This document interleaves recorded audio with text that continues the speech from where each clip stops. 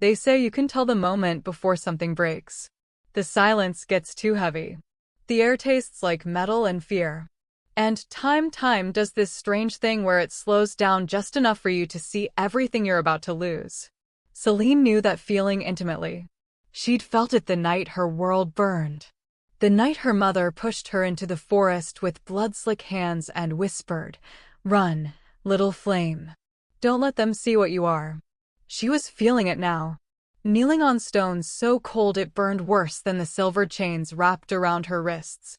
In a throne room that smelled like ancient violence and dying torches. Surrounded by wolves in fine clothing who looked at her like she was something that crawled out of a grave. And maybe she was. The Alpha King sat on a throne made of melted weapons, swords and shields from defeated packs, twisted into something between art and warning. His face was carved from hard angles and old scars, his eyes the color of storms that drowned ships. Dark hair fell past his collar.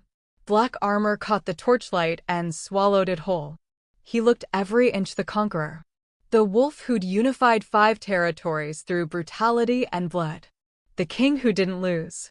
And he was staring at her like she'd just rewritten every rule he thought he knew. Selene kept her eyes on the floor. Survival rule number 1. Don't draw attention. Don't give them a reason. Stay invisible until you can run. She'd survived 12 years on that rule. But tonight, invisibility wasn't an option anymore. Speak your name. The king's voice rolled across stone like distant thunder. Deep. Commanding. The kind of voice that expected obedience and had never been denied. Selene said nothing. She didn't have a name. Not anymore. Names were for wolves who belonged to packs. Who had families. Histories. She was just the prisoner. The cursed one. That rogue filth in cell 7. Pick your favorite. I said speak. Harder now. Edged with authority that made every wolf in the room instinctively drop their eyes. Every wolf except her. Selene lifted her head. Met those storm-gray eyes.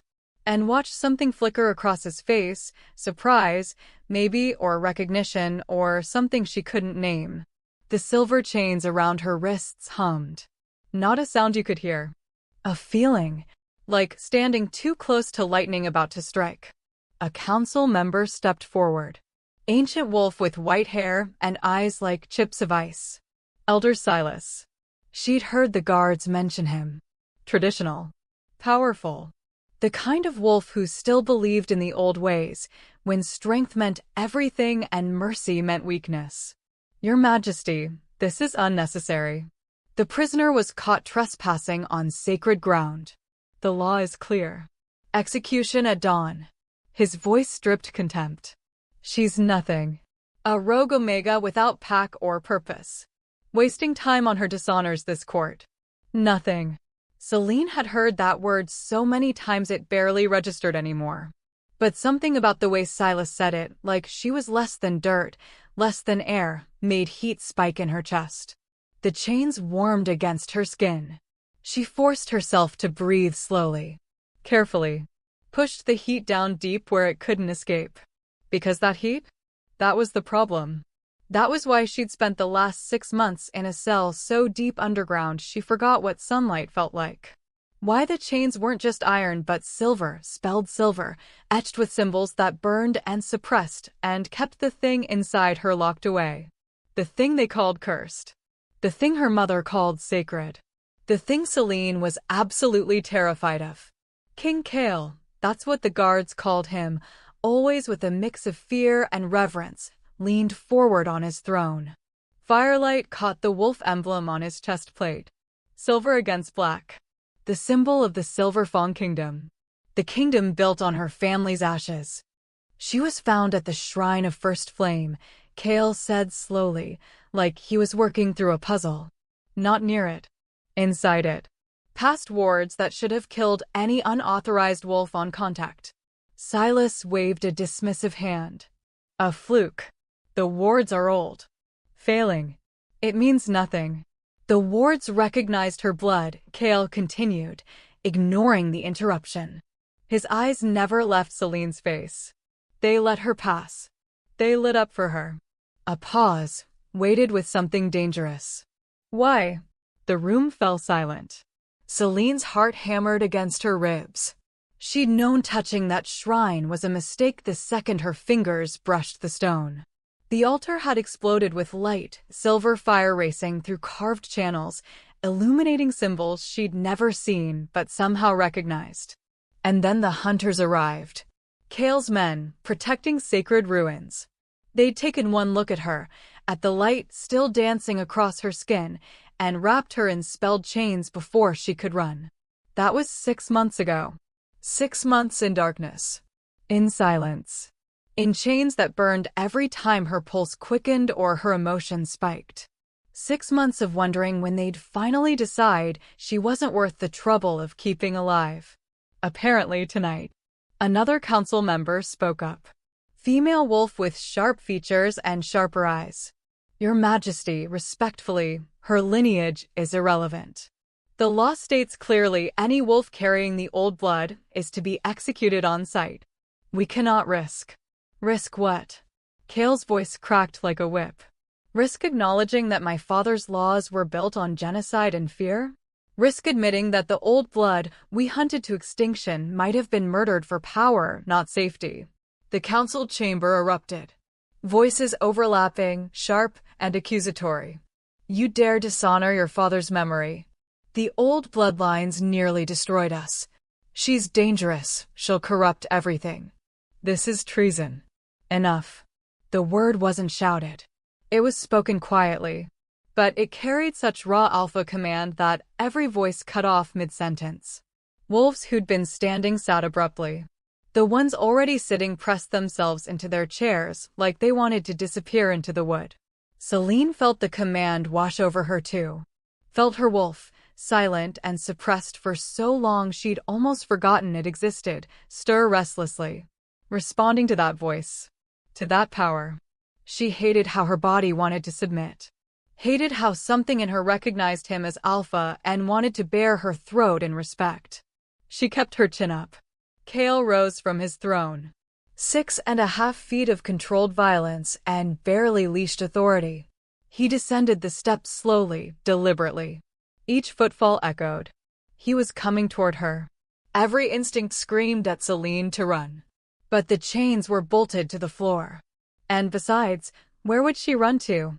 She was in the heart of his castle, surrounded by his wolves, in a kingdom that wanted her dead. She'd survived this long by being smart. By being invisible. But looking at him now, this king with storm eyes and a face carved from regret, she knew invisibility wasn't an option anymore. He stopped 3 feet away. Close enough that she could see the scars crisscrossing his knuckles. The faint scar running from his left temple to his jaw. The way his armor was battered and worn. Not ceremonial, but functional, a warrior's armor, not a politician's. Close enough that she could smell him. Pine and rain and something darker. Something that made her wolf stir again, curious and wary in equal measure. Look at me, he said quietly. Just to her. Like the 100 wolves watching didn't exist. She already was. But she lifted her chin higher. Met his eyes directly. Refused to flinch. The chains sparked. It was subtle. A flash of heat. A flicker of silver light racing through the links. His eyes widened. Just slightly. Just enough. He'd felt it too. Tell me your name, he said again. But different now.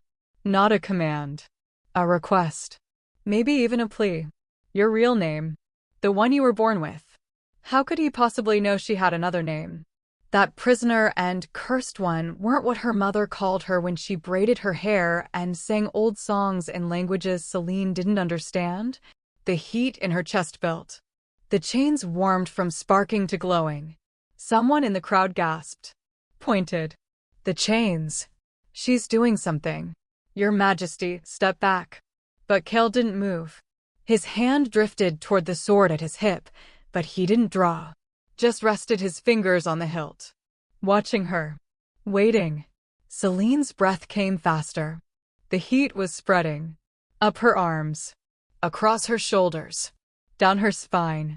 The thing inside her, the fire her mother said was sacred, the power the world called cursed, was waking up. And it was angry. Angry at the chains. At the wolves who looked at her like she was a monster. At 12 years of running and hiding and being told she was wrong, broken, dangerous. At being nothing. The chains cracked. Not broke. Not yet. But hairline fractures spread through the silver links like lightning through ice. Light, silver light, the color of her mother's eyes, the color of flame that burned hotter than any forge, leaked through the cracks. The temperature in the throne room dropped 10 degrees. Then spiked 20 higher. Torches on the walls guttered and flared. Wolves scrambled backward. Drew weapons. Shouted for guards. Kael stood perfectly still. And then he spoke. 3 words. Quiet enough that only she heard them. But they shattered her world more completely than any amount of fire ever could. Selene of Flame. Her true name. The name her mother whispered when she thought Selene was sleeping. The name carved on a family crest Selene barely remembered. The name that belonged to a girl who died the night her pack burned. How did he know? The chains exploded. Not all of them. Just the ones around her left wrist. Silver links flew apart in a shower of sparks and molten metal. The sudden freedom sent her sprawling forward onto her hands, gasping. The throne room erupted into chaos. Guards rushed forward. Council members screamed orders. Someone shouted, "Kill her."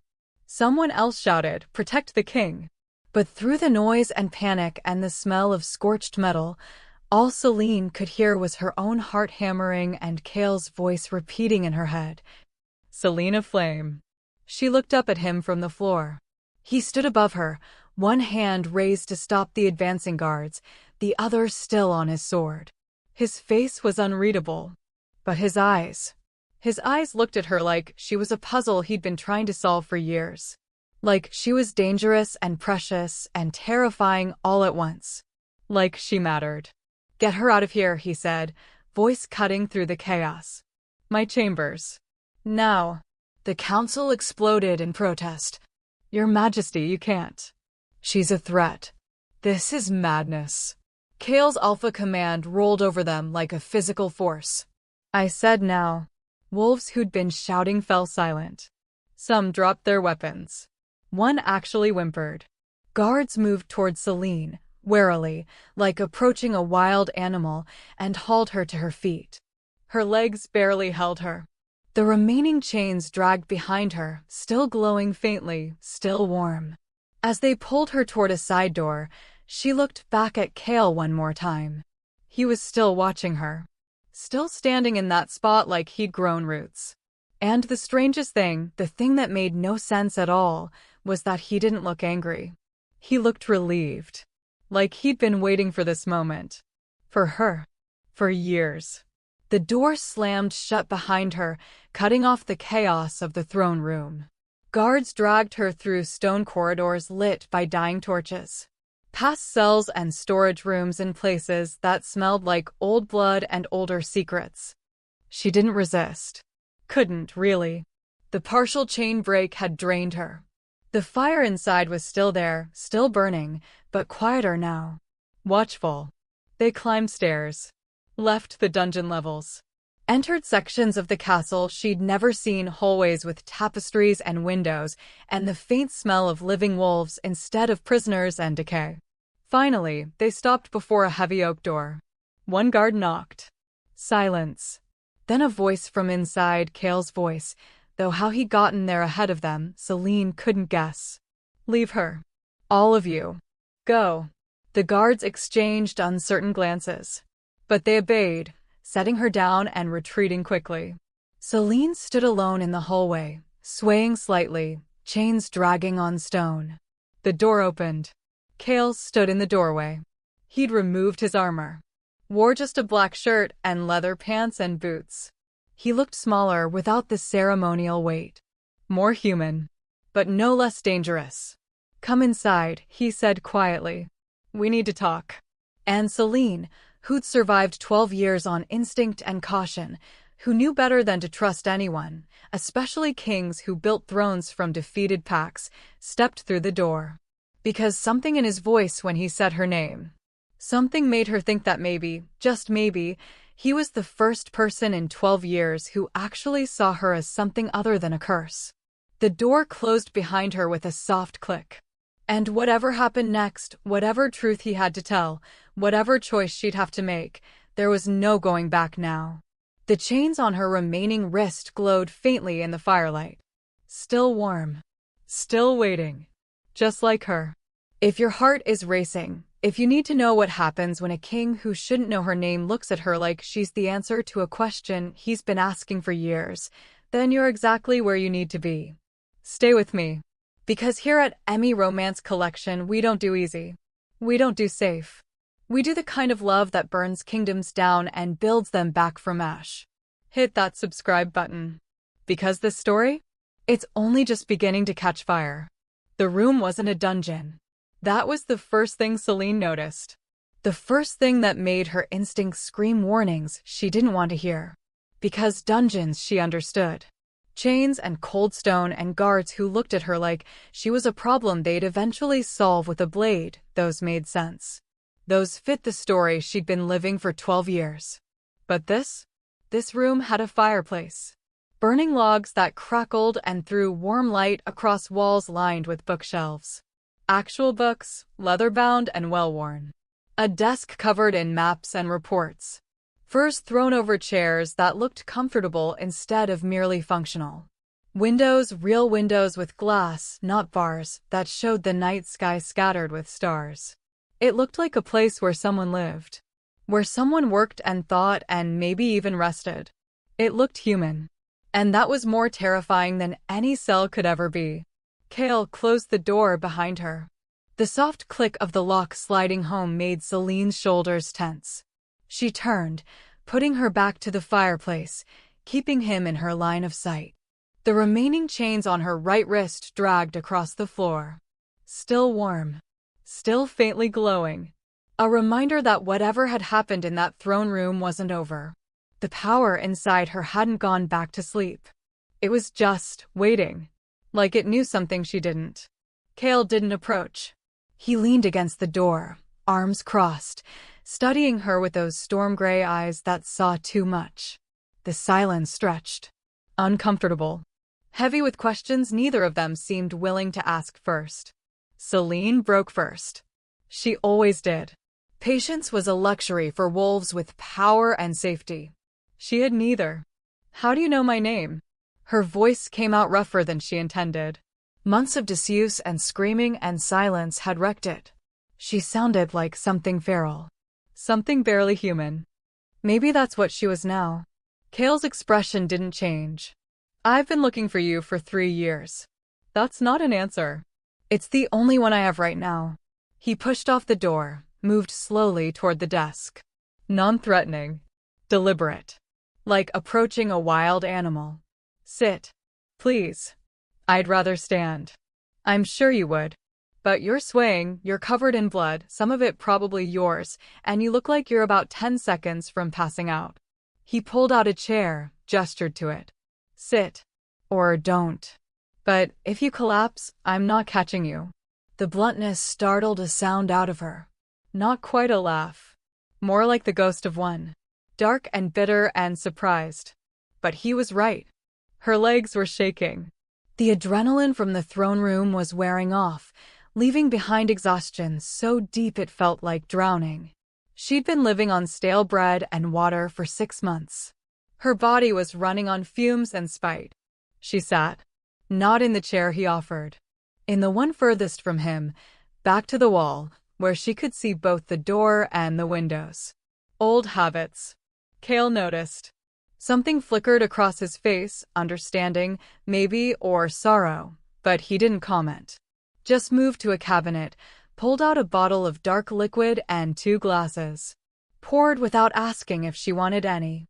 He set one glass on the desk near her. Not within easy reach. She'd have to stand, take a step, commit to accepting it. A small test. She left the glass where it was. Kael took a long drink from his own glass. Closed his eyes briefly. When he opened them again, he looked tired. Not physically. bone-deep exhausted in a way that had nothing to do with sleep. Your mother's name was Lyanna, he said quietly. Your father was Marcus. You had an older brother, Caius. You were born during the winter solstice 23 years ago, in the mountains where your pack had lived for 6 generations. Your family carried the flame bloodline, the oldest bloodline of the first wolves. Selene's breath stopped. She hadn't heard those names, her parents' names, her brother's name, in 12 years. Had stopped letting herself think them because thinking hurt too much. Because remembering meant feeling, and feeling meant breaking, and she couldn't afford to break. How her voice cracked. She swallowed hard, tried again. How do you know that? Kael set his glass down, turned to face her fully. Because I was there. The world tilted sideways. What? Not during the attack. I came after. 3 hours after, when the fires were still burning and the bodies were, he stopped. Jaw clenched. I was 17. Barely old enough to challenge for pack position, definitely too young to inherit a kingdom. But my father was Alpha King, and when he ordered me to accompany him to inspect the aftermath of a necessary purge, I went. Selene couldn't breathe. Couldn't think past the roaring in her ears. He was there. He saw her family's bodies. He saw what his father did. I didn't know, Kael continued, voice low and rough. I swear on everything sacred, I didn't know it was coming. My father told me we were visiting border territories, inspecting defenses. I didn't know he'd ordered the massacre until we arrived and found. He stopped again, turned away, braced his hands on the desk like it was the only thing keeping him upright. Your mother was still alive. Barely. She dragged herself to the central square, trying to reach someone. Her mate. Your father. He was already gone. But she was holding his hand. And when she saw my father, Kael's voice broke. Selene realized she was standing. Didn't remember getting up. Her hands were clenched so tight her nails drew blood from her palms. What did she do? The words came out flat. Dead. Because if she let any emotion into her voice, she'd start screaming and never stop. Kael looked at her. His eyes were haunted. She begged him to let you live. Said you'd run. That you were just a child. That you didn't even know what you were yet. He took a shaky breath. And my father laughed. Called her a fool for thinking bloodline mattered less than age. Said he'd hunt you down eventually. That he'd kill every last wolf carrying the old blood, no matter how young or innocent. Rage. Pure, incandescent rage flooded through Selene's veins like liquid fire. The chains on her wrist flared bright enough to make Kael flinch. And you, her voice shook with barely contained fury. You just stood there? Watched? Did nothing. I was 17. The words came out sharp. Defensive. Then softer. Not an excuse. Just a fact. I was 17, and he was the Alpha King, and his command was absolute. I couldn't. Couldn't what? Couldn't stop him? Couldn't save her? Couldn't do anything except watch while she begged for her daughter's life. Selene took a step forward. The chains dragged, leaving scorch marks on the stone. You're right. That's not an excuse. That's cowardice. Kael didn't argue. Just stood there and took it. Let her rage wash over him like he thought he deserved it. Maybe he did. She made me promise, he said quietly. Your mother. With her last breath. She grabbed my hand, her grip was so strong for someone dying, and she made me swear on my wolf, on my honor, on everything I'd ever hold sacred, that I would find you. Protect you. Tell you the truth about what happened. The truth. Selene laughed, and it sounded like breaking glass. The truth is your father murdered my family. Murdered dozens of families. Because we carried old blood. Because we were too powerful to control. That's the truth. Yes. Simple. Unequivocal. That's exactly the truth. The admission stunned her into silence. She'd expected denial. Excuses. Justifications. Every wolf she'd ever encountered had some reason why the massacre was necessary. Why her family deserved it. why she should be grateful they let her live this long. But Kael just agreed. My father was a monster, he continued, voice steady now. Certain. He built this kingdom on genocide and fear. He called it unification and peace, but it was murder. Systematic extermination of anyone who might challenge his power. He met her eyes. Including your family. Including you. Why are you telling me this? Selene demanded. What game are you playing? No game. Just truth. The truth your mother died trying to make sure you'd hear. Kael moved slowly toward her. Stopped when she tensed. I spent 3 years trying to honor that promise. Searching for you. But you're good at disappearing. Too good. Every time I got close, you were gone. Because I was running from hunters. From wolves who wanted me dead. Not my hunters. My father's. The ones still loyal to the old ways. He gestured toward the window. When I inherited the throne 5 years ago, first thing I did was disband the old hunting units. Started trying to undo what he'd done. But the council, half of them were my father's wolves. They believe in his vision. In keeping the old bloodlines extinct. And the other half? Are loyal to me. Barely. It's been 5 years of political warfare. Every reform I try to push through, they block. Every law I want to change, they fight. His hands clenched into fists. And then 6 months ago, I got word that a wolf had activated the Shrine of First Flame. That the ancient wards recognized her blood and lit up like a beacon. I knew it had to be you. Selene remembered that night. The way the stone had called to her. The way it felt right to touch it, even though she knew it was dangerous. The explosion of silver light. The way the carvings had seemed to write themselves across her skin in languages she couldn't read but somehow understood. The hunters weren't trying to kill you, Kael said. They were protecting you. My men. Wolves I trust. When the wards activated, every wolf with old blood in their veins felt it. Including my enemies. I had to get you somewhere safe before they found you. So you threw me in a dungeon? Chained me in silver for 6 months. Her voice rose. That's protection? That's survival. He sounded frustrated now. Tired. If I'd brought you to my chambers immediately, the council would have called it favoritism. Conspiracy. Would have accused me of being compromised. I needed time. Time to gather allies. Time to build a case for why you should live. Time to what? Decide if I was useful. Selene's laugh was bitter. All those pretty words about promises and honor, and it comes down to politics. I'm a pawn. A tool you can use against your enemies. No. Sharp. Absolute. Kael closed the distance between them in 2 steps. Close enough now that she could see the gold flecks in his gray eyes. Could smell pine and rain and something uniquely him. You're not a pawn. You're... He stopped. Jaw working like he was fighting words he wasn't ready to say. The air between them felt electric. Charged with something Selene didn't have a name for. The chains on her wrist pulsed warm.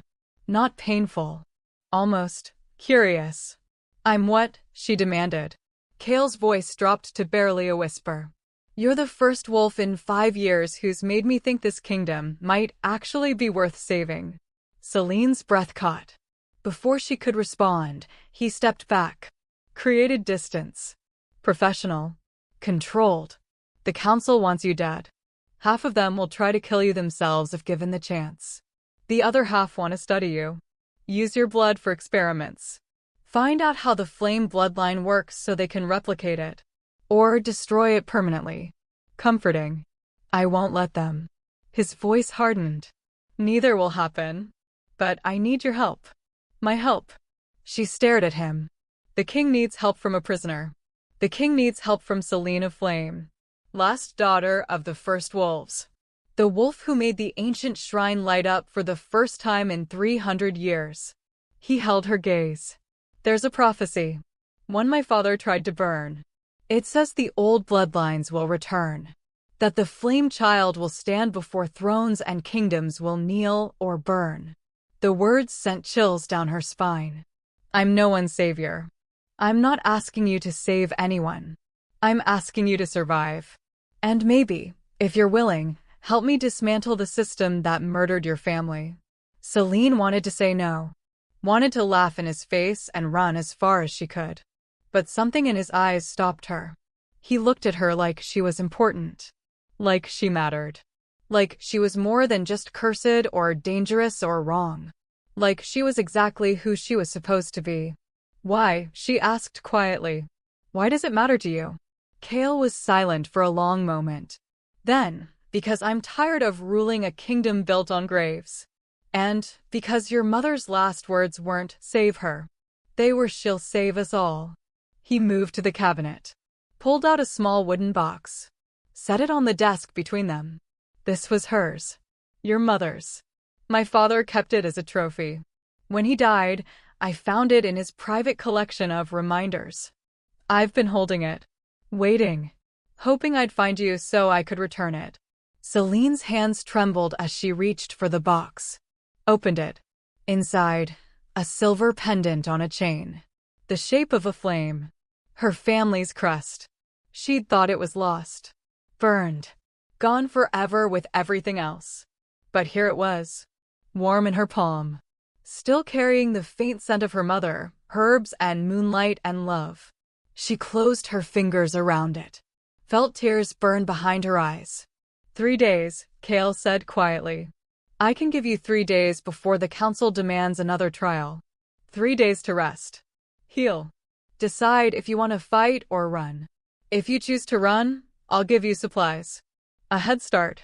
I won't stop you. And if I stay? His eyes met hers. Storm gray filled with something fierce and desperate and real. If you stay, I teach you to survive in a court that wants you dead. I show you the prophecy.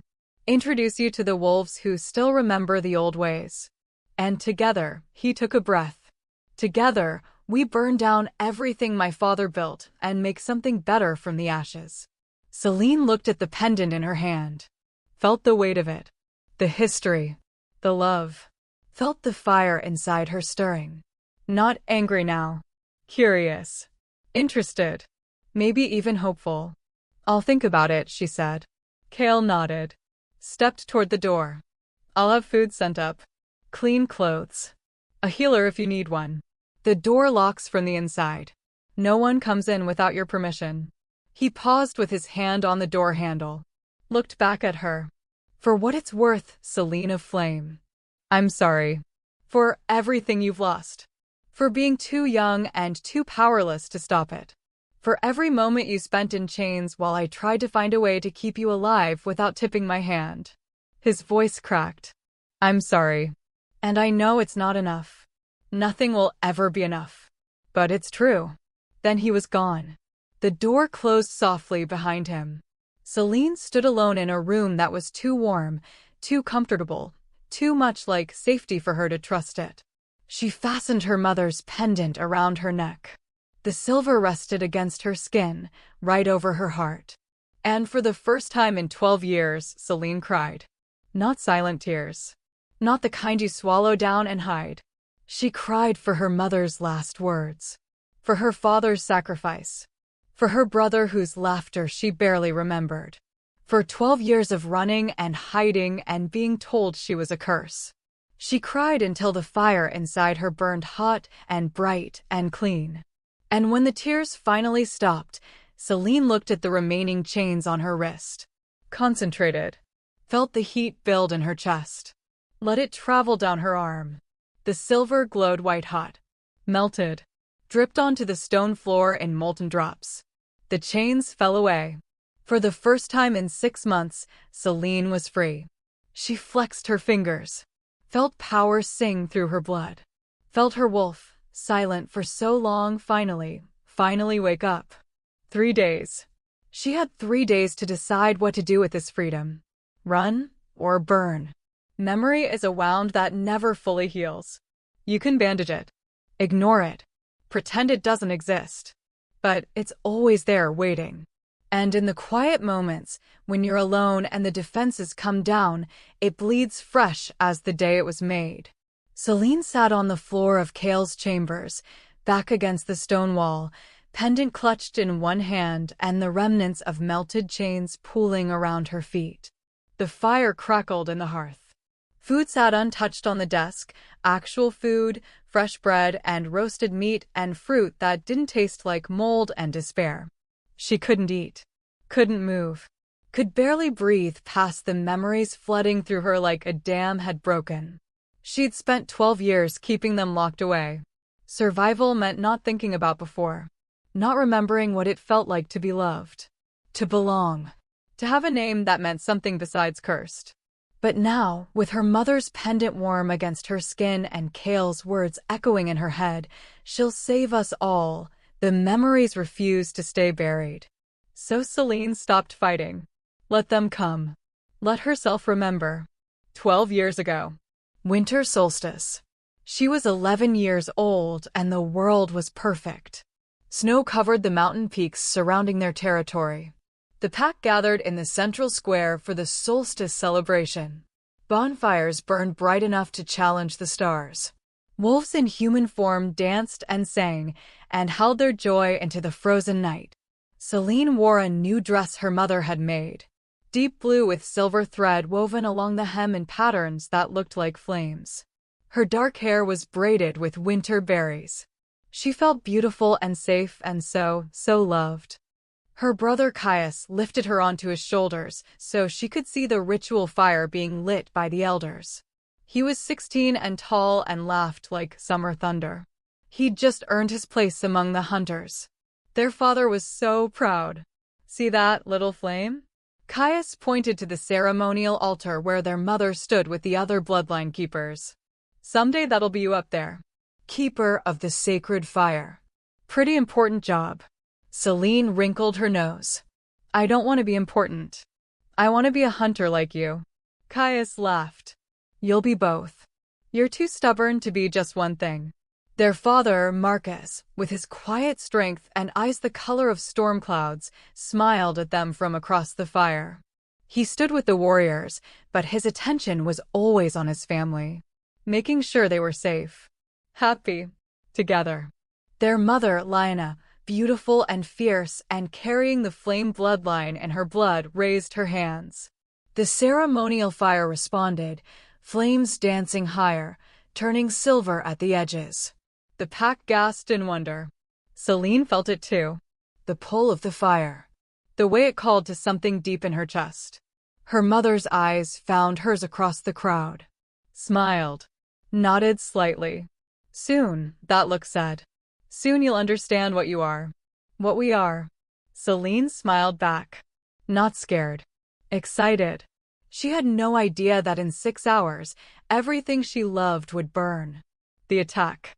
They came without warning. One moment, celebration. Laughter. Safety. The next, screaming. Fire, wrong fire, the kind that consumed instead of blessed. Soldiers in black armor pouring through the mountain passes like a plague of shadows. Selene woke to her mother shaking her, eyes wild with fear. Get up. Now. Don't make a sound. The house was already burning. Smoke filled the air. Outside, wolves howled in pain and rage. Steel clashed against claws.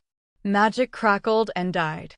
Her father burst through the door, bleeding from a dozen wounds. They're killing everyone. The children, the elders, everyone. We have to get her out. Kael appeared behind him, younger wolves clutched in his arms. The tunnels are blocked. They knew about them. This wasn't random. This was planned. Their mother's voice was flat. Dead.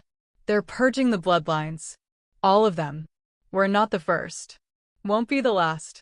She pulled Selene close. Pressed something into her hands, the flame pendant, warm and pulsing with old magic. Listen to me, little flame. You're going to run.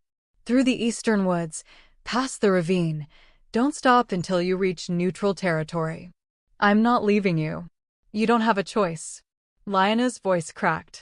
Tears streamed down her face, but her hands were steady as she fastened the pendant around Selene's neck. You're the last, baby.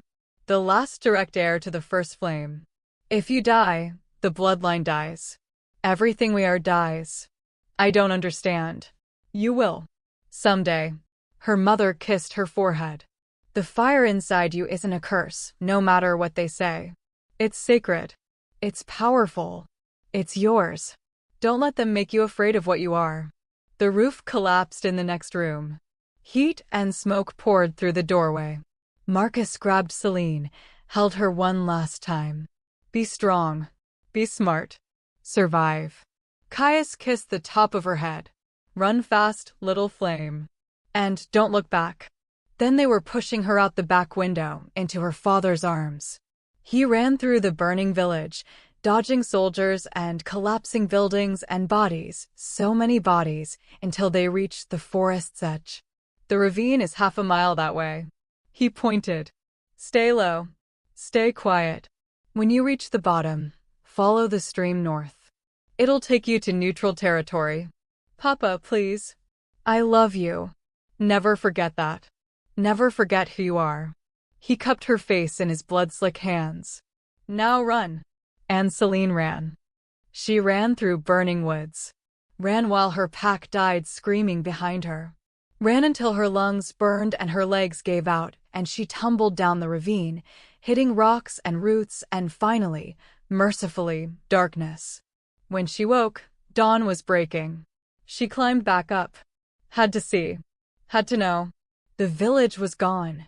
Just ash and smoke and the smell of burned flesh and fur. Bodies lay scattered like discarded dolls. Wolves she'd known her entire life. Elders who'd taught her stories. Children who'd played with her just yesterday. Her family. She found them in the central square. Her father had died protecting her mother. Her brother had died beside them, 3 young pups clutched in his arms. He'd tried to save them too. Her mother lay with her hand outstretched towards Selene's father. Blood soaked the snow around them. And standing over them, surveying the carnage with cold satisfaction, was an old wolf in royal armor. Gray-haired. Scarred. Radiating alpha power that made Selene's knees buckle even from a distance. The Alpha King. She recognized him from descriptions. From warnings. Behind him stood a younger wolf. Tall. Dark-haired. Eyes wide with horror. That wolf met her gaze across the corpses and ashes. Selene fled before he could shout for guards. Disappeared into the forest like smoke. Like she'd never existed. Like her family had never existed. Surviving alone as a child was its own kind of nightmare. She stole food from packed territories, never staying long enough to be caught. Slept in caves and hollow trees and once, desperately, in an abandoned wolf den that still smelled like death. Avoided other wolves. Avoided humans. Avoided anything that might notice her. The fire inside her grew stronger. Wilder. She didn't know how to control it. The first time she shifted, 13 years old, terrified and starving, her wolf was wrong. Silver fur instead of gray. Eyes that glowed gold. And flames, actual silver flames, that licked along her pelt without burning. She'd looked at her reflection in a stream and understood this was why they'd killed her family. This power. This fire. The old blood that made them too dangerous to let live. After that, she shifted as little as possible. Stayed human. Stayed small. Stayed invisible. She learned to suppress the fire. Push it down deep where no one could sense it. It hurt like swallowing broken glass, like burning from the inside, but it was safer than the alternative. At 15, she got careless. Stayed too long near a pack border. A patrol found her. Young wolves looking for an easy target. They cornered her against a cliff face. Called her rogue. Threatened things that made her stomach turn. The fire exploded. She didn't mean to kill them. Didn't even know she could. But when her vision cleared, 2 of the wolves were ash. The third was running, screaming, trailing smoke. Selene stared at her hands. At the silver flames still dancing across her fingertips. Monster. That's what the running wolf called her. Monster. Maybe he was right. She ran farther. Deeper into wild territories where even rogues didn't venture. Lived more wolf than human. Forgot how to speak for months at a time. Forgot her name. Forgot what her mother's smile looked like. Forgot everything except survival. Until 6 months ago, she'd been passing through neutral territory, avoiding a pack war brewing in the valleys below. The mountains seemed safer. That's when she felt it. A pull, like invisible strings tied to her ribs, tugging her toward something. She followed without thinking, through ancient forest that felt older than time, past standing stones carved with symbols that made her head hurt to look at. She knew it somehow, recognized it in her bones even though she'd never seen it before. The altar called to her. Silver stone carved with flames. Her family's crest prominent among dozens of others, all the old bloodlines, commemorated here. She shouldn't have touched it. Every instinct screamed danger. But her hand reached out anyway. Fingertips brushed the stone. The world exploded in light. Silver fire raced through carved channels. Symbols blazed to life. And across her skin, words wrote themselves in the old language: prophecy, history, destiny. She heard voices, her ancestors, crying out in joy and warning. The last daughter returns. The flame awakens. Kingdoms will tremble. Footsteps. Wolves approaching. Too many to fight. She tried to run. Too late. Silver chains wrapped around her wrists. Spelled. Burning. Suppressing the power that had just awakened. A voice. Secure her. Get her to the king. Carefully. She's exactly what he's been searching for. Then darkness. Pain. 6 months of chains and questions she refused to answer. 6 months of telling herself she didn't care if they killed her. Until tonight, when a king with storm-gray eyes called her by her real name and looked at her like she was the answer to a question he'd been asking for years. Selene opened her eyes. The fire in the hearth had burned low. Hours must have passed. She looked at her hands, turned them over, saw the scars from chains and survival and 12 years of running. But also power. The silver fire dancing just beneath her skin. Waiting. Ready. Her mother's words echoed. The fire inside you isn't a curse. It's sacred. It's powerful. It's yours. Maybe it was time to stop being afraid of what she was. Maybe it was time to stop running.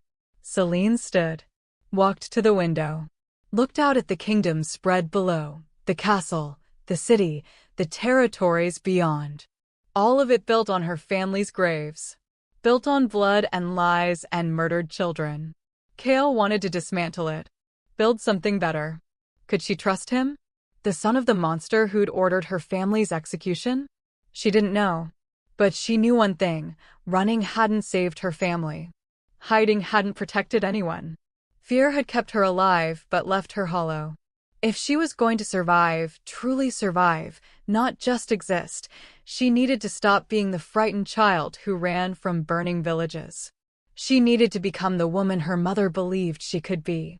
The one who could stand before thrones and make kingdoms tremble. Selene pressed her palm against the window. Let the fire rise. Watched silver flames dance across her fingertips, reflected in the glass. Beautiful. Dangerous. Hers. 3 days. Kael had given her 3 days to decide. She'd made her choice in 3 hours. She wasn't running anymore. She was going to burn this kingdom down and build something worthy from the ashes. There are places in this world where the veil between past and present wears thin, where ancient magic still hums beneath stone and root, where the dead don't quite rest and the future whispers secrets to those brave enough to listen. Kael was taking Selene to one of those places, and she could feel it calling to her blood. They left the castle at midnight, 2 shadows slipping through corridors that should have been guarded but mysteriously weren't. Kael moved with the confidence of a wolf who knew every secret passage, every blind spot in his own security. Outside, the night was cold and clear. Stars scattered across the sky like diamonds on black velvet. No moon, it was the dark phase, the time old wolves called the shadow night, when the goddess turned her face away and let mortals make their own choices, good or terrible. 2 horses waited in a hidden stable. Kael helped Selene mount, his hands steady and warm even though she caught the tension in his shoulders. He was nervous. No, more than nervous. He was afraid. That should have warned her. Should have made her turn back. But the pull was stronger than caution. Stronger than fear. Something ahead was calling her name in a voice that sounded like her mother's. They rode in silence through forests that grew older and wilder with each mile. Trees that had stood for centuries, their roots deep enough to taste the bones of the earth. The air changed. Grew heavier. Electric. Like the moment before a storm breaks. Selene's wolf, awake now, restless and curious, after 12 years of forced silence, paced inside her mind. Excited. Frightened. Recognizing something it had never seen but somehow remembered. How much farther? Her voice sounded too loud in the sacred hush. Another mile. Maybe less. Kael glanced at her. The shrine is hidden. Protected by wards older than the kingdoms. Most wolves who try to find it get turned around. Lost. Some never find their way out. Comforting. But you won't get lost. His voice held certainty. The shrine recognizes Bloodline. It's been waiting for you. The trees opened into a ravine carved from living stone. And there, nestled in the heart of it like a secret the earth had kept for millennia, stood the shrine of First Flame. Selene's breath caught. She'd seen it before, 6 months ago, when curiosity and fate had led her here. But then she'd been running, desperate, not really seeing. Just reacting. Now, approaching deliberately with Kael beside her, she could truly look. The shrine was carved directly into the cliff face. Pillars of stone rose like ancient guardians, covered in symbols that glowed faintly silver. An altar sat in the center of a circular courtyard, surrounded by standing stones. Each stone was carved with a different crest, the old bloodlines, commemorated here. Remembered. One stone was dark. Cracked down the middle. Dead. Her family's stone. Selene dismounted without thinking. Walked toward it on legs that barely held her. Kael stayed back, letting her approach alone. She reached out. Touched the cold stone. Traced the crack that ran through her family's crest like a wound that would never heal. It went dark the night they died, Kael said quietly. All across the territories, wolves with old blood felt it. The flame line extinguished. Or so everyone thought. Selene pressed her palm flat against the stone. I'm here. I'm alive. Why hasn't it? Light exploded beneath her hand. Silver fire raced through the carved crest, filling every line and curve with blazing radiance. The crack sealed itself, stone flowing like water, making itself whole again. The light spread. Jumped to the altar. Raced around the circle to every standing stone. Within seconds, the entire shrine was ablaze with silver fire that threw no heat but illuminated everything. Every symbol. Every word of prophecy carved into ancient stone. Every secret the shrine had kept for 3,000 years. Selene. Kael's voice held awe and terror in equal measure. What did you do? I don't know. She couldn't look away from the flames. They danced and swirled and sang in frequencies she felt rather than heard. I just touched it. You awakened it. A new voice, ancient and knowing. Selene spun. An old woman stood in the shrine's entrance. White hair fell past her shoulders. Her eyes were clouded with blindness, but they fixed on Selene with unnerving accuracy. Who? Talia. Kael moved to Selene's side, protective but respectful. The last seer of the old ways. I asked her to meet us here. You brought an audience? Selene's hands clenched into fists. I brought a witness. Kael's voice was gentle. Someone who can read what the shrine is showing us. Because I can't, and you. He gestured at the blazing symbols. You need to know what this means. Talia moved forward with surprising grace for her age. She walked right up to Selene, reached out, and pressed her palm against Selene's chest, right over her heart. The last daughter, Talia breathed. I have waited 80 years to meet you. I'm nobody's daughter anymore. You're daughter to the First Flame. heir to a bloodline that predates kingdoms, carrier of magic that shaped this world when it was young. Talia's blind eyes seemed to see straight through to Selene's soul. And you are the one the prophecy speaks of. Selene tried to step back. Talia's hand followed, keeping contact. I don't want prophecies.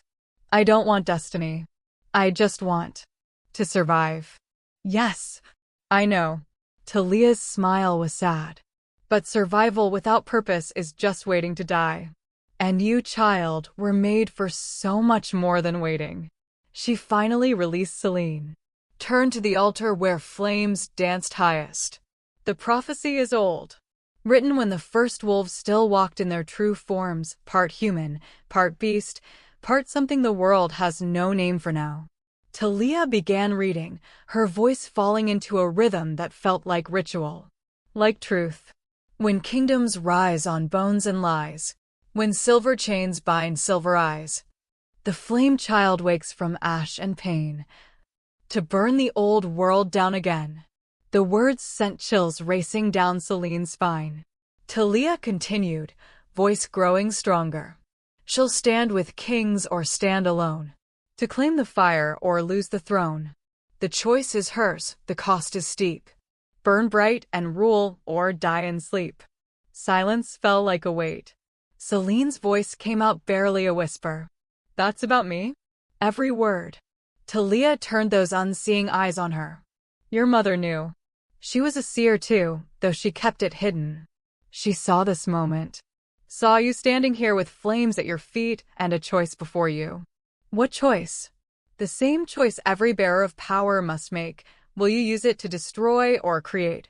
Will you take the throne that should have been your family's, or will you let fear keep you running forever? Talia's voice softened. Will you burn, child? Or will you let yourself go dark like that stone was, extinguished before your time, your light stolen by those who feared it? Kael spoke up. Show her the rest. The part about standing with kings. Talia nodded. Yes, the prophecy is clear. The flame child cannot claim her destiny alone. She needs, the old woman paused, tilted her head like listening to something only she could hear. She needs a partner. An equal. Someone who carries storm in his blood as she carries flame in hers. Selene's eyes found Kael's. He stared back, expression unreadable. Storm and flame, Talia continued. Separate, they're destructive. Together, they're transformative. They create lightning. They bring life-giving rain. They change the very shape of the world. You're saying I need him. Selene's voice was flat. The son of the monster who killed my family. I'm saying you need each other. Talia moved between them, taking one hand from each. Press them together. The moment their skin touched, power exploded. Not violent. Not painful. But overwhelming. Selene gasped as visions flooded her mind. Herself, older, standing before armies with flame crowning her head. Kael beside her, storm clouds gathering at his call. Together, unstoppable. Herself alone, consumed by her own fire. Dying young with nothing but ashes and regrets. Herself running. Always running. Growing old and bitter and alone. Her power eating her from within because she never learned to use it. 3 futures. 3 possibilities. 3 choices. The visions faded. Selene pulled her hand away, breathing hard. The bond between you is already forming, Talia said. Not the mate bond, not yet. That requires acceptance from both sides. But a partnership bond. A recognition that your fates are tied together whether you will it or not. I don't want my fate tied to his. But even as Selene said it, she felt the lie. Felt the way her wolf reached toward Kael's. Felt the way the flames responded to his presence, burning brighter, steadier, safer. One has nothing to do with destiny, Talia said. Only choice does. And yours is simple. Do you trust him enough to stand beside him? Or will you run, knowing that running means dying alone and unfulfilled? Selene looked at Kael. Really looked. Past the crown and the title and the blood between them. Saw a male who carried his own scars. Who'd spent 5 years trying to undo his father's legacy. who'd kept a promise to a dying woman for 12 years, searching for a girl he'd only seen once in a pile of corpses, who looked at her not with fear or greed, but with something that might have been hope. "I need more than prophecies," she said finally. "I need to know what happens next. Practically. If I stay, if I fight beside you, what does that actually mean?" Kael's voice was steady. "It means war. The council won't accept you. Half the territories won't either. When they learn what you are, what you can do, they'll come for you. And for me, for protecting you." Sounds terrible. It will be. He didn't sugarcoat it. Didn't try to make it sound heroic or noble. It will be bloody and brutal, and you'll have moments where you regret ever staying. But he paused. But if we win, we rebuild. Create a kingdom where bloodline doesn't determine worth. Where power isn't feared but honored. Where wolves like you aren't hunted for being born different. And if we lose? Then we die together instead of alone. Simple. Honest. I'd rather that than spend the rest of my life wondering what we could have built. Talia smiled. The storm and flame speak truth to each other. Good. You'll need that in the days ahead. She moved to the altar. Pulled out a small silver knife. If you're truly committed to this path, there's a ritual. Old. Binding. It won't force the mate bond, but it will tie your powers together. Let you draw on each other's strength.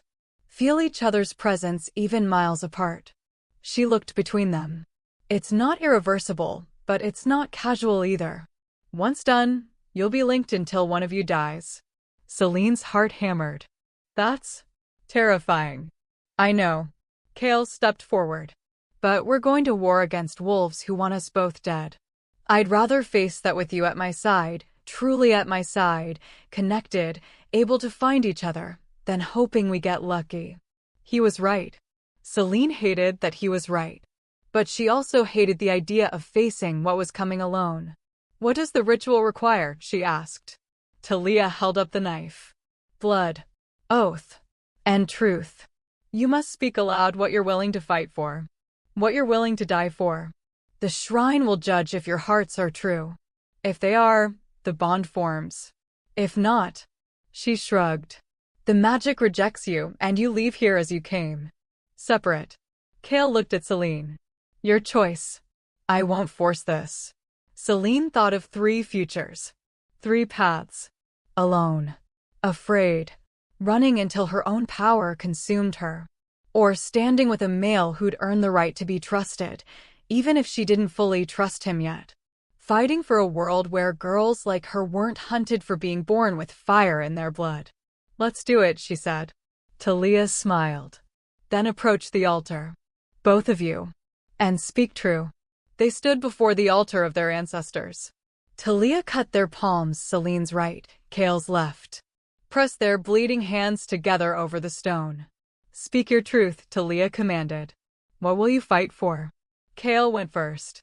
His voice rang clear and certain. "I fight to dismantle the kingdom my father built on corpses. To create something worthy of the wolves who died for refusing to be monsters. To ensure that power protects instead of destroys." He looked at Selene. "And I fight for her.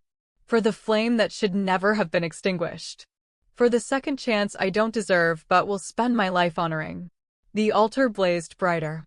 Selene's turn. She took a shaky breath. "I fight for my family. For everyone the old kings murdered because they were afraid of what they couldn't control." Her voice grew stronger.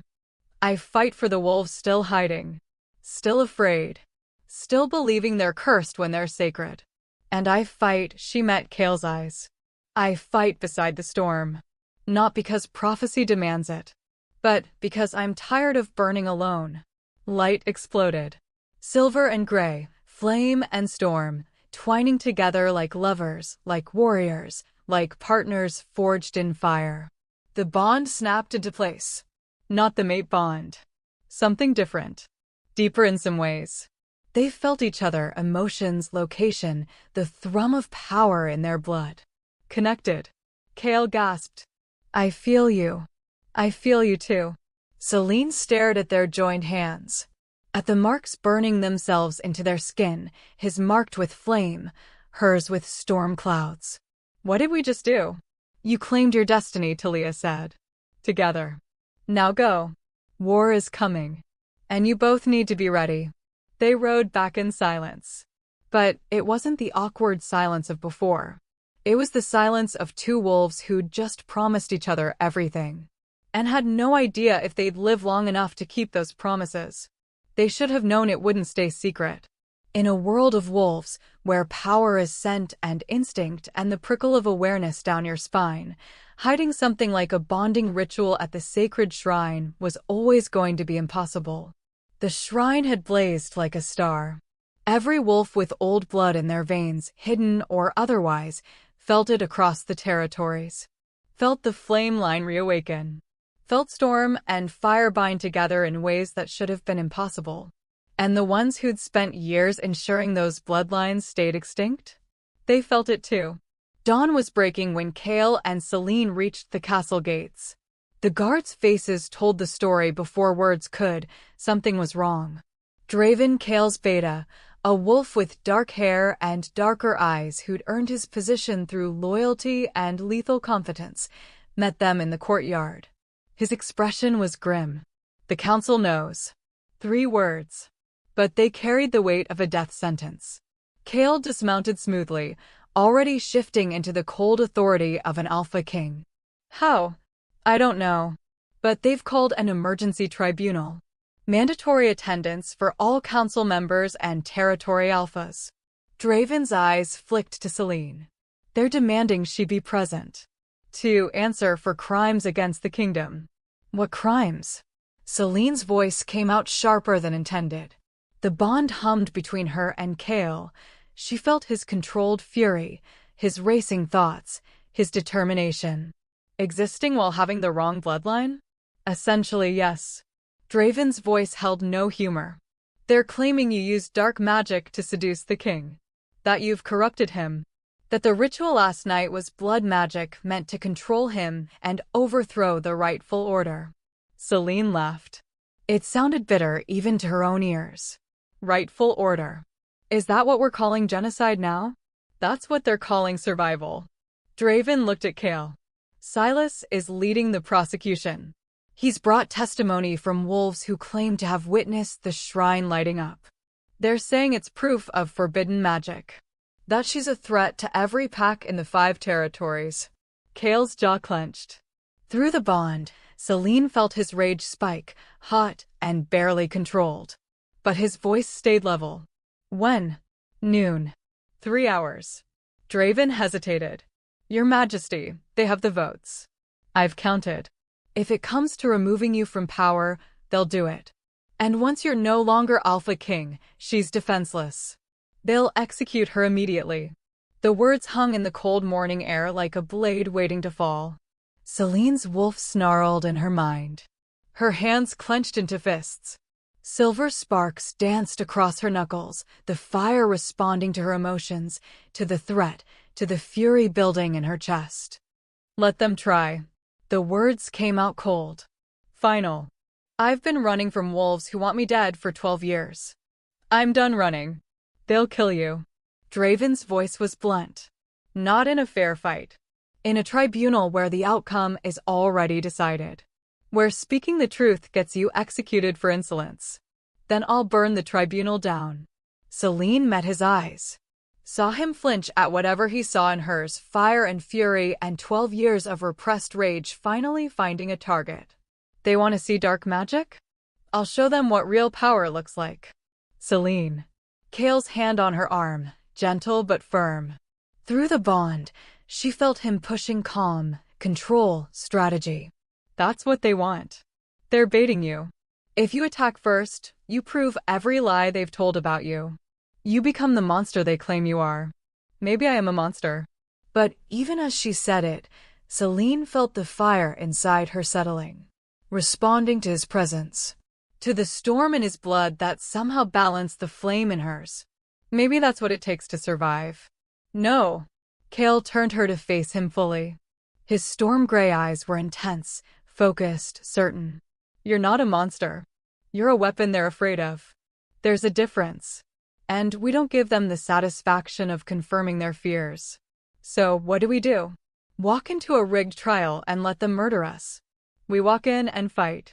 His voice dropped lower. Harder. But we fight smart. We use their own laws against them. We expose every lie.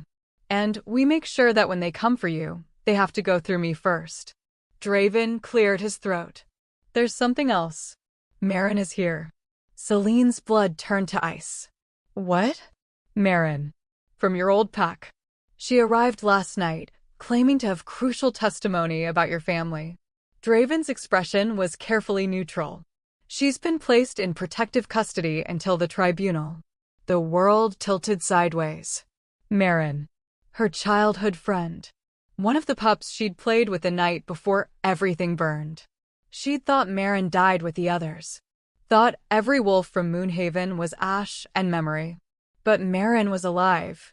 Here. And testifying against her. It's a trap. Kael's voice was certain.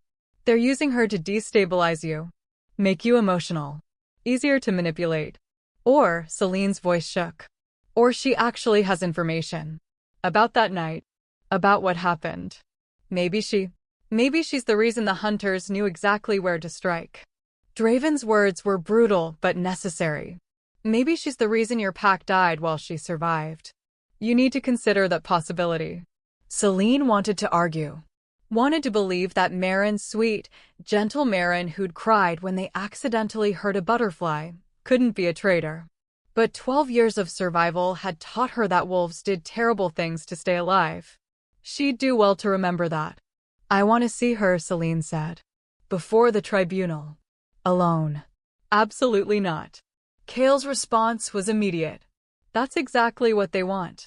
You confront her, emotions are high. You say something they can use against you, or worse, she provokes you into attacking her.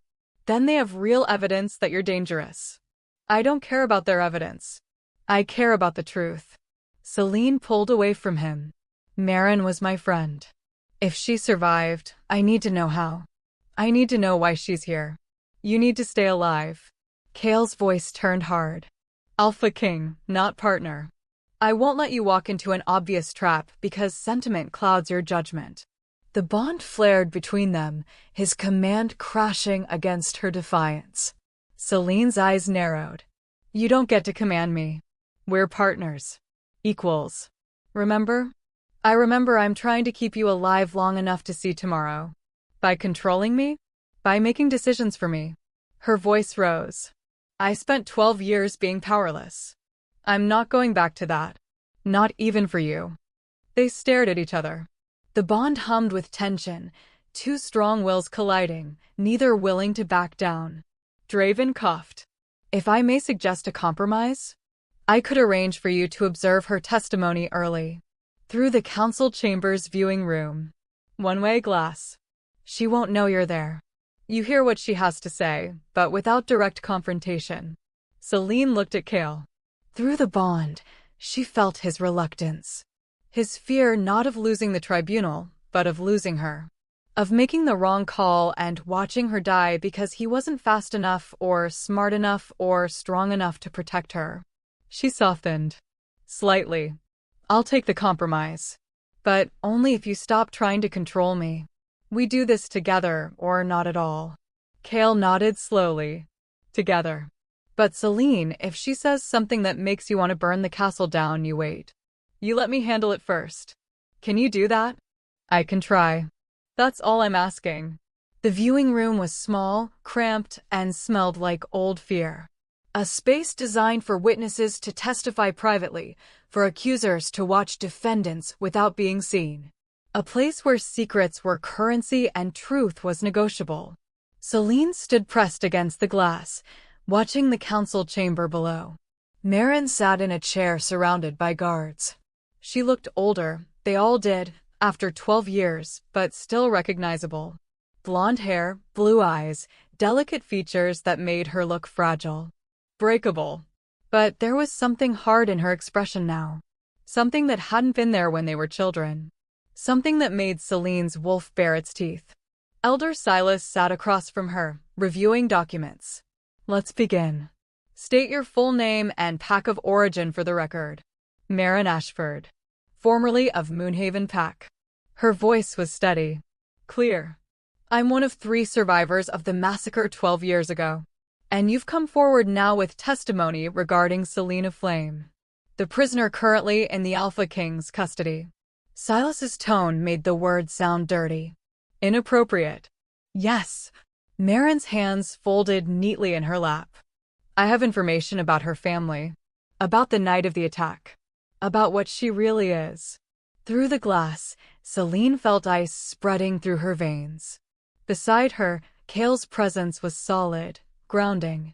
His hand found hers. Squeezed once. Whatever comes, we face it together. The thought flowed through the bond. Tell us what you know, Silas prompted. Maren took a breath.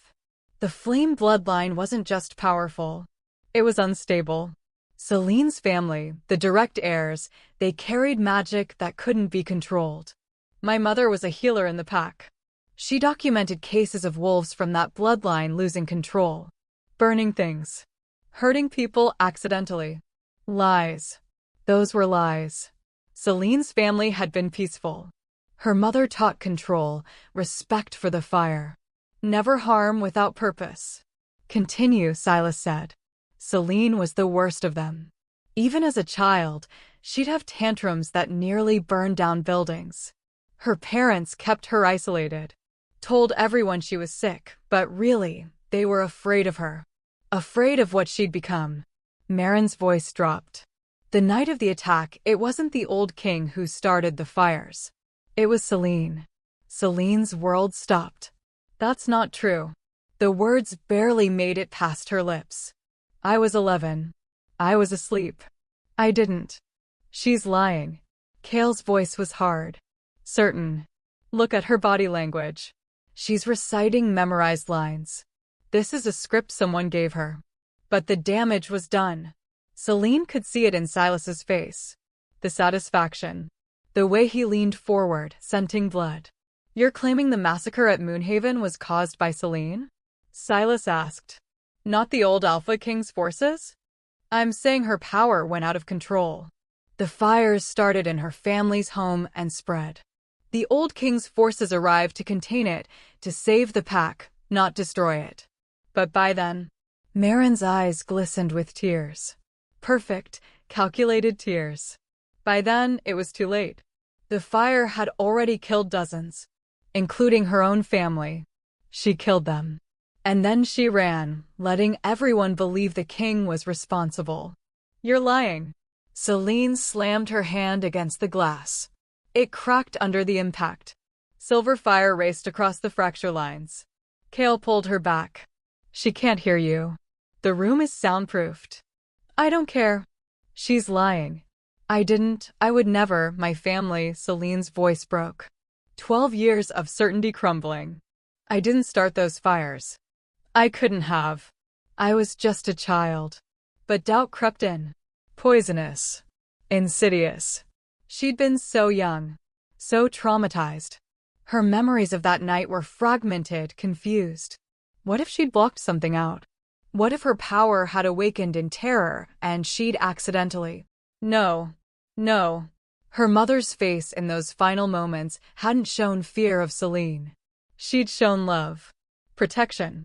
She'd pushed Selene to safety, not away from danger she'd caused. It's a lie, Kael said firmly. And we'll prove it. But right now, we need to focus on the tribunal. This testimony is designed to paint you as unstable. Dangerous. It gives them justification for executing you for the safety of the kingdom. Selene forced herself to breathe, to think past the rage and hurt and betrayal. Why would Maren do this? We were friends. Survival. Draven's voice came from the doorway. I did some digging. Maren was captured by the old king's forces that night. She was 13. She struck a deal. Testify against your family, claim they were dangerous, and she'd be spared. Given a new life. Protection. She betrayed us. Selene's voice was hollow. She's the reason they knew where we were. How to strike. She gave them everything. And now she's doing it again, Draven confirmed. The council offered her immunity, a place in a neutral territory, and gold. Lots of gold. All she had to do was testify that you're unstable. That the massacre was your fault. Selene turned away from the glass. Couldn't look at Marin's lying face anymore. The tribunal starts in 2 hours, she said quietly. What's our strategy? Kael's eyes met hers. Through the bond, she felt his determination. His refusal to give up. We tell the truth. All of it. We expose Marin's deal with the old king. We present evidence of the systematic extermination of old bloodlines. We make them see you're not the threat, the wolves who want to repeat history are. And if they don't listen? Kael's smile was sharp. Dangerous.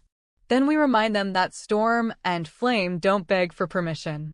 We burn and drown everything that stands against us until they have no choice but to listen. Selene felt the fire inside her rise. Not out of control. Not the wild, desperate power of a frightened child. Controlled. Focused. Ready. Then let's go to war, she said. And somewhere in the castle, Marin prepared her lies. The council sharpened their accusations. And a kingdom built on bones braced for the flame that would burn it all down. The hour before a battle is the longest. Time stretches. Every second feels like drowning. You're aware of every breath, every heartbeat, every moment that might be your last. Selene stood in Kael's chambers, the place that had become something between a sanctuary and a cage. The tribunal would begin soon. Wolves were already gathering in the great hall, scenting blood, anticipating the spectacle of a king defending the indefensible. She should be preparing, rehearsing arguments, steeling herself for Marin's lies and the council's hatred. Instead, she stood at the window, watching storm clouds gather on the horizon. Fitting. Storm and flame. That's what they'd become. The door opened quietly. She didn't turn. Didn't need to. The bond told her it was Kael before his scent reached her, pine and rain, and something uniquely him that made her wolf settle, calm. Safe. When had he become safe? You're thinking too loud. His voice was soft. Closer than she'd expected. I can feel it through the bond. Like static. Sorry. She wasn't. I'll try to think quieter. That's not what I meant. He moved to stand beside her. Not touching. Just present. Talk to me. What's going through your head? Everything. Nothing. Fear and fury and the horrible, creeping doubt that maybe Marin was telling some version of truth. That maybe Selene was the monster they all claimed. Do you think I killed them? The words came out before she could stop them. Quiet. Broken. My family. Do you think I lost control and... No. Immediate. Absolute. I was there, remember? I saw the attack patterns. The way the fires were started. That wasn't wild magic from a terrified child. That was military precision. Soldiers with accelerants and orders. His voice turned hard. My father killed your family. Not you.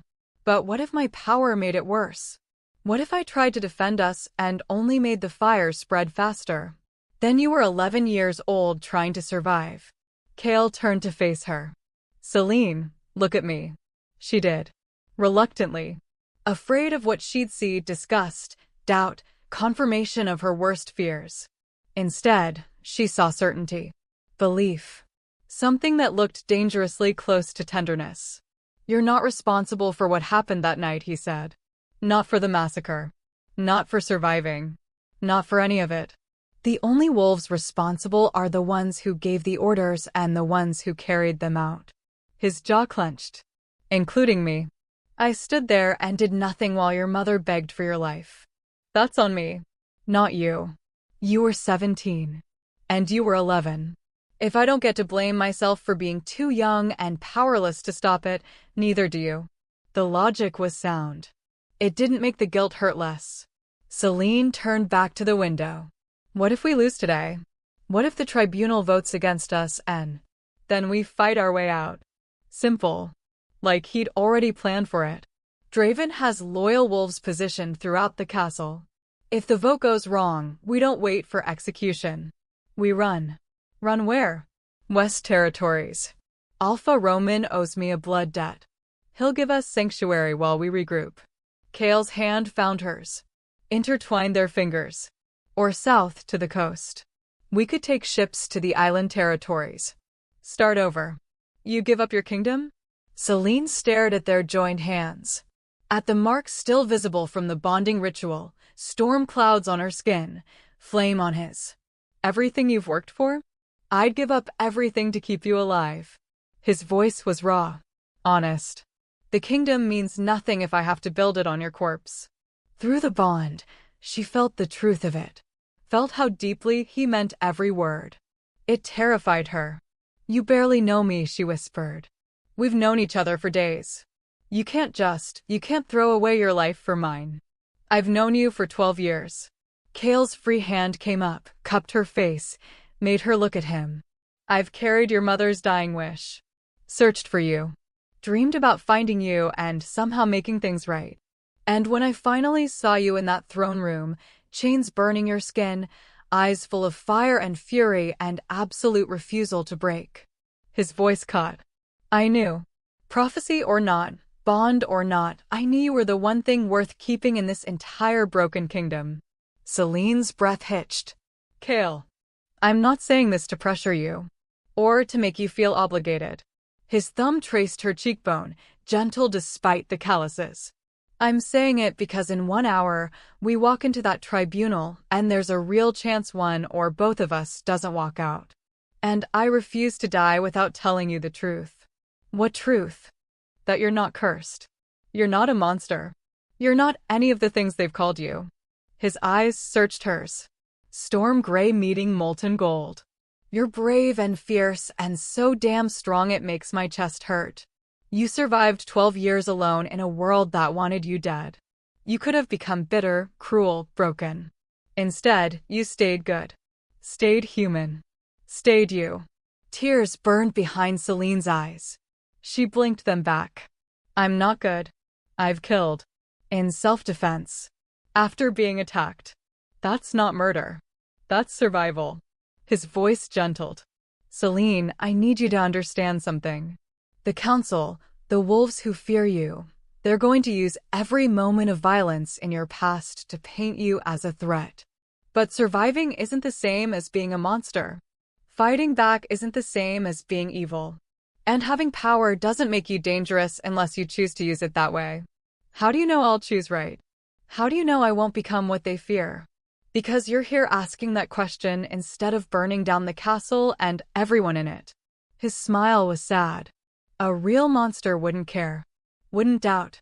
Wouldn't be afraid of their own power. But you?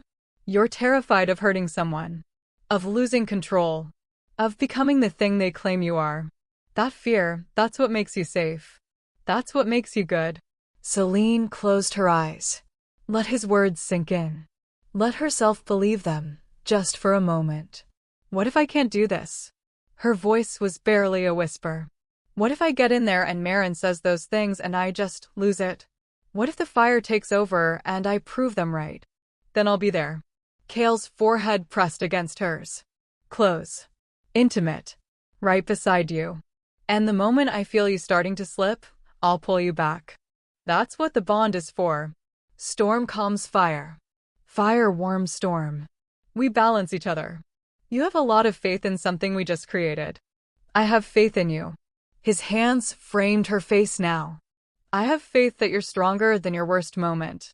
That you're more than what they've tried to make you. And I have faith that together, we're going to walk out of that tribunal alive and start building something better. Selene opened her eyes. Found him watching her with an intensity that stole her breath. Why? She asked. Why do you believe in me so much? Because someone has to. His voice cracked. Because you've spent 12 years believing you're alone and worthless and cursed. Someone needed to stand up and say that's bullshit. That you're valuable and wanted and worth fighting for. His smile turned self-deprecating. I'm probably not the ideal candidate, son of your family's murderer, king of the broken kingdom, wolf with more blood on his hands than I can ever wash clean. But I'm here. And I'm not leaving. And I'm going to keep saying it until you believe it. Something in Selene's chest cracked. The walls she'd built for 12 years, the armor that kept her alive, but also kept her alone, fractured under the weight of his words. I'm scared, she admitted. Not of dying. I've been close to death enough times that it's almost familiar. But I'm scared of, she swallowed hard. Of letting myself believe you. Of trusting this. Of opening up and then watching it all burn again. I can't. I don't know if I can survive losing something I care about again. Then don't lose it. Kael's voice was fierce. Fight for it. Fight for us. Not because prophecy demands it. Not because the bond pushes you toward it. But because you want to. Because you're tired of being alone. Because you deserve to have someone in your corner. Do I deserve it? The question tasted bitter. After all the wolves I've killed, all the years I spent running instead of fighting back. Yes. He cut her off. Unequivocally, absolutely yes. You deserve safety. Peace. Someone who sees you, all of you, the fire and the fear and the fury, and chooses you anyway. Why? Why not? He smiled. Selene, you don't have to earn the right to be cared about. You don't have to prove yourself worthy of protection or partnership or, he hesitated, or love.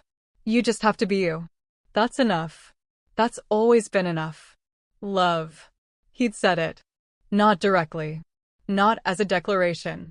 But the word hung between them, heavy with possibility. Through the bond, she felt his emotions, complex, layered, true. Not the obsessive mate-bond frenzy that forced compatibility. This was choice. He was choosing her. Choosing to stand beside her. Choosing to care despite every logical reason not to. And God help her, Selene was starting to choose him too. If we survive this, she said slowly, I want time. Real time. To figure out what we are without prophecies or tribunals or wars hanging over us. I want, her voice softened. I want to know you. Not the king. You. The wolf who keeps promises to dying women. Who searches for 12 years. Who looks at me like I'm not a problem to solve, but a person worth knowing. Deal. Kael's smile was real now. Warm. And I want to know you. The wolf who survived impossible odds. Who stayed good despite everything. Who makes silver fire dance and looks at me like I might actually be worth trusting. His thumb traced her lower lip. I want all of it. The anger and the fear and the moments when you're so beautiful it hurts to look at you. Selene's breath caught. Kael. I know. Too much. Too soon. But he didn't take the words back. Didn't look away. But we don't know how much time we have. So I'm saying it now. All of it. Because if I die in that tribunal, I want my last thought to be this. I told her the truth. I didn't hide. I didn't hold back. They stood there, foreheads touching, breathing the same air, the bond humming between them like a living thing. And for the first time since her family died, Selene let herself want something beyond survival. She wanted him. This infuriating, impossible king who believed in her when she didn't believe in herself. Who stood between her and a world that wanted her dead. Who looked at her fire and didn't flinch. We should go, she whispered. The tribunal can wait 5 more minutes. Kael's arms came around her. Drew her close. Let me hold you. Just for a moment. Before we walk into that hellfire together. Selene let herself be held. Let herself feel safe, even though safety was an illusion. Let herself be vulnerable with someone for the first time in 12 years. Through the bond, she felt his heartbeat. Steady. Strong. Certain. And she let herself believe, just for these 5 stolen minutes, that maybe they'd both make it out alive. That maybe fire and storm really could balance each other. That maybe, just maybe, she'd finally found a place to belong. Then the bell tolled. 1 hour before tribunal. They pulled apart slowly. Reluctantly. Ready? Kael asked. Selene looked at him. At this male who'd somehow become her anchor in the chaos. Her partner in the impossible. She called the fire to her hands. Let silver flames dance across her fingers. Beautiful. Deadly. Hers. Let's show them what happens when you try to chain fire, she said. Kael's smile was sharp. Dangerous. His eyes flashed with stormlight. Together, he said. Together, she agreed. And they walked toward the tribunal. Toward Marin's lies and the council's hatred. Toward a future neither could guarantee. But for the first time in 12 years, Selene wasn't walking toward it alone. And that made all the difference. Justice is a word that tastes different depending on who speaks it. From the mouth of the powerful, it sounds like law. Like order. Like inevitability. From the mouth of the powerless, it sounds like begging. Selene walked into the great hall with Kael at her side and learned which version she'd be hearing today. The tribunal chamber was packed. Every seat filled with wolves dressed in formal attire, territory alphas, council members, high-ranking families who'd earned their wealth on the backs of those they deemed lesser. The air was thick with anticipation and barely concealed bloodlust. They wanted a show. A spectacle. The execution of an old bloodline wolf and the humbling of a king who'd forgotten his place. They were about to get one. Just not the one they expected. The council sat in a semicircle of raised seats. 12 wolves who held the real power in the kingdom, 3 from each territory, elected by their people but serving their own interests. Elder Silas sat at the center, silver-haired and sharp-eyed, looking like judgment carved from stone. Marin sat below them. Witness stand. Protected. Her blonde hair was braided neatly. Her dress was new, expensive fabric that no refugee should be able to afford. Someone had paid for that dress. Someone wanted her comfortable, confident, ready to perform. When Marin's eyes met Selene's across the hall, something flickered in them. Regret? Fear? Satisfaction? It was gone too quickly to identify. All rise for Alpha King Kael Blackthorn. The announcement echoed through the chamber. Everyone stood. Reluctantly. The disrespect was palpable. Kael didn't acknowledge it. He moved his seat, not the throne, which would have been seen as intimidation, but a simple chair at the same level as the accused, showing he stood with Selene, not above her. It was a political statement, one that would cost him. Selene stood in the center of the circular chamber, alone, exposed. Every eye on her, judging, finding her wanting before a single word was spoken. But she wasn't alone. Not really. Through the bond, she felt Kael. His steady presence. His controlled fury. His absolute refusal to let her fall. Storm beside flame. Silas stood.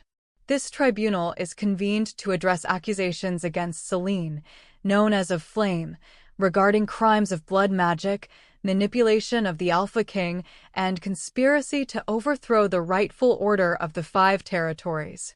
His voice carried easily. He'd done this before. How do you answer these charges? Selene lifted her chin. Met his cold gaze. Not guilty. To all of it. Of course you'd say that.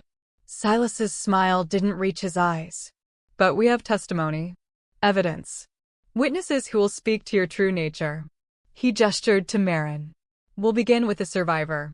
The wolf who knew you before you learned to hide what you are. Marin stood. Smoothed her expensive dress. Walked to the center platform where everyone could see her. She looked small. Fragile. Sympathetic. Everything Selene wasn't. State your name and connection to the accused, Silas prompted. Marin Ashford. I grew up in Moonhaven Pack with Selene. We were friends. The hesitation was perfectly timed, suggesting that friendship had been strained. Complicated. Before the massacre. Tell the tribunal what you witnessed regarding Selene's family. Specifically, regarding their control, or lack thereof, over their bloodline magic. Marin took a breath. Her voice carried emotion, sadness, reluctance, the weight of terrible truth reluctantly shared. She'd practiced this. Rehearsed it until every word landed perfectly. The Flame bloodline was unstable. Everyone in the pack knew it, even if we didn't speak of it openly. Selene's family, her parents, her brother, they tried to control the fire in their blood. But it was growing stronger with each generation. And Selene. She looked directly at Selene. You were the strongest. The most dangerous. Even as a child. That's a lie. Selene's voice cut through the chamber. My mother taught control. Respect for the fire. We never. You will have your chance to speak, Silas interrupted coldly. Right now, the witness has the floor. Continue, Marin. Marin's eyes glistened with tears. Selene had episodes. Tantrums where the fire would get away from her. Small things at first, burned furniture, singed clothing. But as she got older, it got worse. The pack elders started talking about binding her power. For her own safety. For everyone's safety. Through the bond, Selene felt Kael's rage spike. Felt him wanting to interrupt, to call out the lies. She pushed back. Wait. Let her finish. Give her enough rope. The night of the massacre, Marin continued, voice breaking now. There was a celebration. The winter solstice. Everyone was gathered in the central square. Selene was excited. Overwhelmed. Her emotions were always the trigger. A pause. The fire started in her family's home. It spread so fast. By the time we realized what was happening, half the pack was already. No. Selene's voice rang out. That's not how it happened. Soldiers came. Armed soldiers in black armor. They started the fires. They murdered. Silence. Silas's alpha command rolled over her. Not as strong as Kael's, but backed by the authority of the council. You were told you'd have your turn. She's lying. Selene's hands clenched into fists. Silver sparks danced across her knuckles.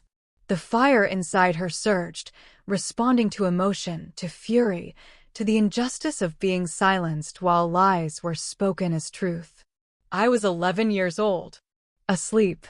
I didn't start any fires. Kael was there, he saw. The Alpha King arrived hours after the incident, Silas interrupted smoothly. He saw aftermath. Not cause. There's a difference. I saw my father's forces. Kael's voice cut through the chamber, cold and absolute. I saw soldiers in our armor. I saw accelerants and coordinated attack patterns. I saw a military operation, not an accident caused by a frightened child. You saw what your father wanted you to see, Silas countered. A strategic response to a magical disaster. The old king's forces arrived to contain the fire, not to start it. They tried to save who they could. But the damage was already done. That's a revision of history. Kael stood. My father ordered the massacre. He called it purging the old bloodlines. He kept trophies from the families he murdered. I found them after his death, including Selene's mother's pendant. Tell me, Silas, why would he keep a trophy from a fire he was trying to stop? Murmurs rippled through the crowd. Doubt. Questions. Silas's eyes narrowed. The old king's methods were harsh, but necessary. The old bloodlines were dangerous. Unstable. If left unchecked, they would have destroyed everything. Look at the accused. Look at how easily her power responds to emotion. Imagine that power in the hands of a child having a tantrum. The devastation. The death toll. So you admit it. Selene's voice was deadly quiet. You admit that my family was murdered. Not because we were dangerous, but because we might be. Because we carried power you couldn't control. I admit that your family was a threat, Silas said coldly. And that threat was neutralized before it could manifest. Would more wolves have died if you'd been allowed to grow into your full power? How many packs would have burned while your family taught you control that might never come? You don't get to justify genocide by calling it prevention. And you don't get to play innocent when your very existence proves the threat was real. Silas gestured at her. Look at yourself. Flames dancing on your hands. Power barely contained. Emotions running high. You're proving every concern your pack had about you. Every reason the old king gave for what he did. It was a trap. Selene saw it too late. They'd pushed her buttons deliberately, made her angry, and now her power was responding, visible proof that she was dangerous. Unstable. Everything they'd claimed. Through the bond, she felt Kael's warning, calm down. Don't give them ammunition. But it was hard to be calm when your childhood friend was lying about your family's murder. When wolves were sitting in judgment over whether you deserved to exist. Marin. Selene turned to her former friend, focused on her instead of Silas. Tell them the truth. Please. You were there. You know what really happened. Why are you doing this? Marin's mask slipped. Just for a second. Selene saw it, the guilt, the shame, the fear. Then it was back in place. Perfect victim. Reluctant witness. I'm telling the truth, Marin said softly. I'm sorry, Selene. I know you don't want to hear it. I know you've built a different story in your mind to cope with what you did. But someone has to say it. Someone has to protect the kingdoms from. From what? Selene demanded. From me? From the power I was born with? From the bloodline your pack feared so much they sold us out to save themselves. The chamber went silent. Marin's face paled. I don't know what you're talking about. Don't you? Selene took a step forward. Guards tensed, hands on weapons, but she ignored them. Tell them how you survived, Marin. Tell them why the soldiers let a 13-year-old live when they were killing children younger than you. Tell them what deal you made. I didn't. You told them where we'd be. When we'd be vulnerable. You gave them everything they needed to make the attack swift and devastating. Selene's voice was rising. The fire in her chest built, demanding release. And in exchange, they let you live. Gave you a new life. A new identity. Kept you comfortable and safe, while the rest of us rotted in the ground or ran for our lives. That's not true. Marin's voice broke. Real emotion now. Fear. I was a victim. I barely escaped. You were seen. Kael's voice cut through her protests. I didn't remember until recently. But there was a girl. Blonde. Young. She was with my father's second-in-command when they arrived at Moonhaven. She was pointing out buildings. Telling them where the bloodline families lived. Where they kept their records. Where the children slept. The chamber erupted. Voices overlapping, shouting, demanding answers. Marin's face crumbled. The mask shattered completely. I was 13. They said they'd kill me if I didn't help. They said they'd spare you if you betrayed everyone you knew, Selene finished. And you did. You're the reason they knew exactly when and where to strike. You're the reason my brother died with children in his arms, children he was trying to save from the fires you helped start. I didn't have a choice. Marin was crying now. I wanted to live. I'm sorry. I'm so sorry. But I wanted to live. So did they. Selene's voice was flat. Dead. My parents. My brother. Every child who burned because you told soldiers where to find them. They all wanted to live too. Silas stood, trying to regain control. This changes nothing. Whether the girl betrayed her pack 12 years ago doesn't alter the fact that Selene is dangerous now. That her power is unstable. That she's manipulated the Alpha King into protecting her through blood magic and... I haven't manipulated anyone. Selene turned on him. I've been in chains for 6 months. Starving in a cell. Waiting for you to kill me. The only manipulation happening here is yours. You want me dead because you're terrified of what I represent. Not because I've done anything wrong, but because I might. Because I carry power you can't control. Exactly. Silas's smile was cold. You finally said it. You're a threat. An uncontrolled, unstable threat. And this council has a responsibility to protect the 5 territories from threats. No matter how young or sympathetic they appear. Then you should have killed me when you had the chance. Selene's voice dropped to a whisper. Because I'm not dying quietly. I'm not begging for mercy from wolves who murdered my family and called it justice. And I'm sure as hell not letting you do to other old bloodline families what you did to mine. Is that a threat? It's a promise. The fire exploded. Not aimed at anyone. Not violent. But powerful. Silver flames erupted from Selene's body, racing across the floor in intricate patterns, forming symbols that glowed with ancient magic. The same symbols from the shrine. The prophecy made manifest. Wolves scrambled backward. Some shifted, sensing danger. Others froze, mesmerized by the sheer beauty and terror of fire that didn't burn but commanded. "Seize her," Silas shouted. Before thunder cracked. Storm clouds formed inside the chamber, impossible, except Kael stood with his hand raised, his own power answering Selene's. Storm and flame, feeding each other, amplifying. "You want to seize her?" Kael's voice carried alpha command magnified by magic.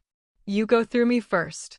And I promise, you won't like what happens when Storm and Flame decide they're done being judged by wolves who built their power on genocide." The council stared. The spectators stared. Maren collapsed to her knees, sobbing. And Selene stood in a ring of silver fire, eyes blazing, done pretending to be harmless. "I'm not here to beg," she said. "I'm here to give you one chance. One. Stand down. Stop hunting the old bloodlines. Make reparations for the families you destroyed." Or what? Silas demanded. Selene smiled. "It wasn't kind. Or I show you exactly why your ancestors feared us." The fire rose higher. The storm gathered strength. And the tribunal realized too late that they'd never been judging a prisoner. They'd been cornered by predators. There's a moment in every battle where everything changes. Where the prey becomes the predator. Where the hunted becomes the hunter. Where power stops apologizing for existing and starts demanding recognition. This was that moment. The council chamber erupted into chaos. Wolves shifted, some into fighting forms, others fleeing toward exits. Guards drew weapons but hesitated, caught between orders from a council that was fracturing and loyalty to a king who stood wreathed in stormlight beside a woman crowned in silver flame. Silas shouted commands that no one followed. His authority, built on decades of fear and manipulation, crumbled in the face of raw, undeniable power. Because Selene wasn't hiding anymore. Wasn't suppressing the fire that had been screaming to get out for 12 years. She let it rise. Let it fill the chamber with light so bright it hurt to look at directly. And it was beautiful. The flames didn't burn. They danced across stone that should have scorched, wrapped around pillars that should have ignited. They moved with purpose, with intelligence, responding to her will rather than her fear. This was what her mother had tried to teach her. What her family had known. Fire wasn't destruction. It was transformation. It was the force that turned winter into spring, cleared dead growth to make room for new life, forged metal into tools. It was creation. And Selene was its master. "Stand down." Kael's voice carried alpha command amplified by the bond, by the storm gathering at his call. Thunder rolled inside the chamber, impossible, except magic made its own rules. Everyone. Now. The wolves who'd shifted back to human form dropped to their knees. Instinct. Submission in the face of overwhelming dominance. The council members remained standing.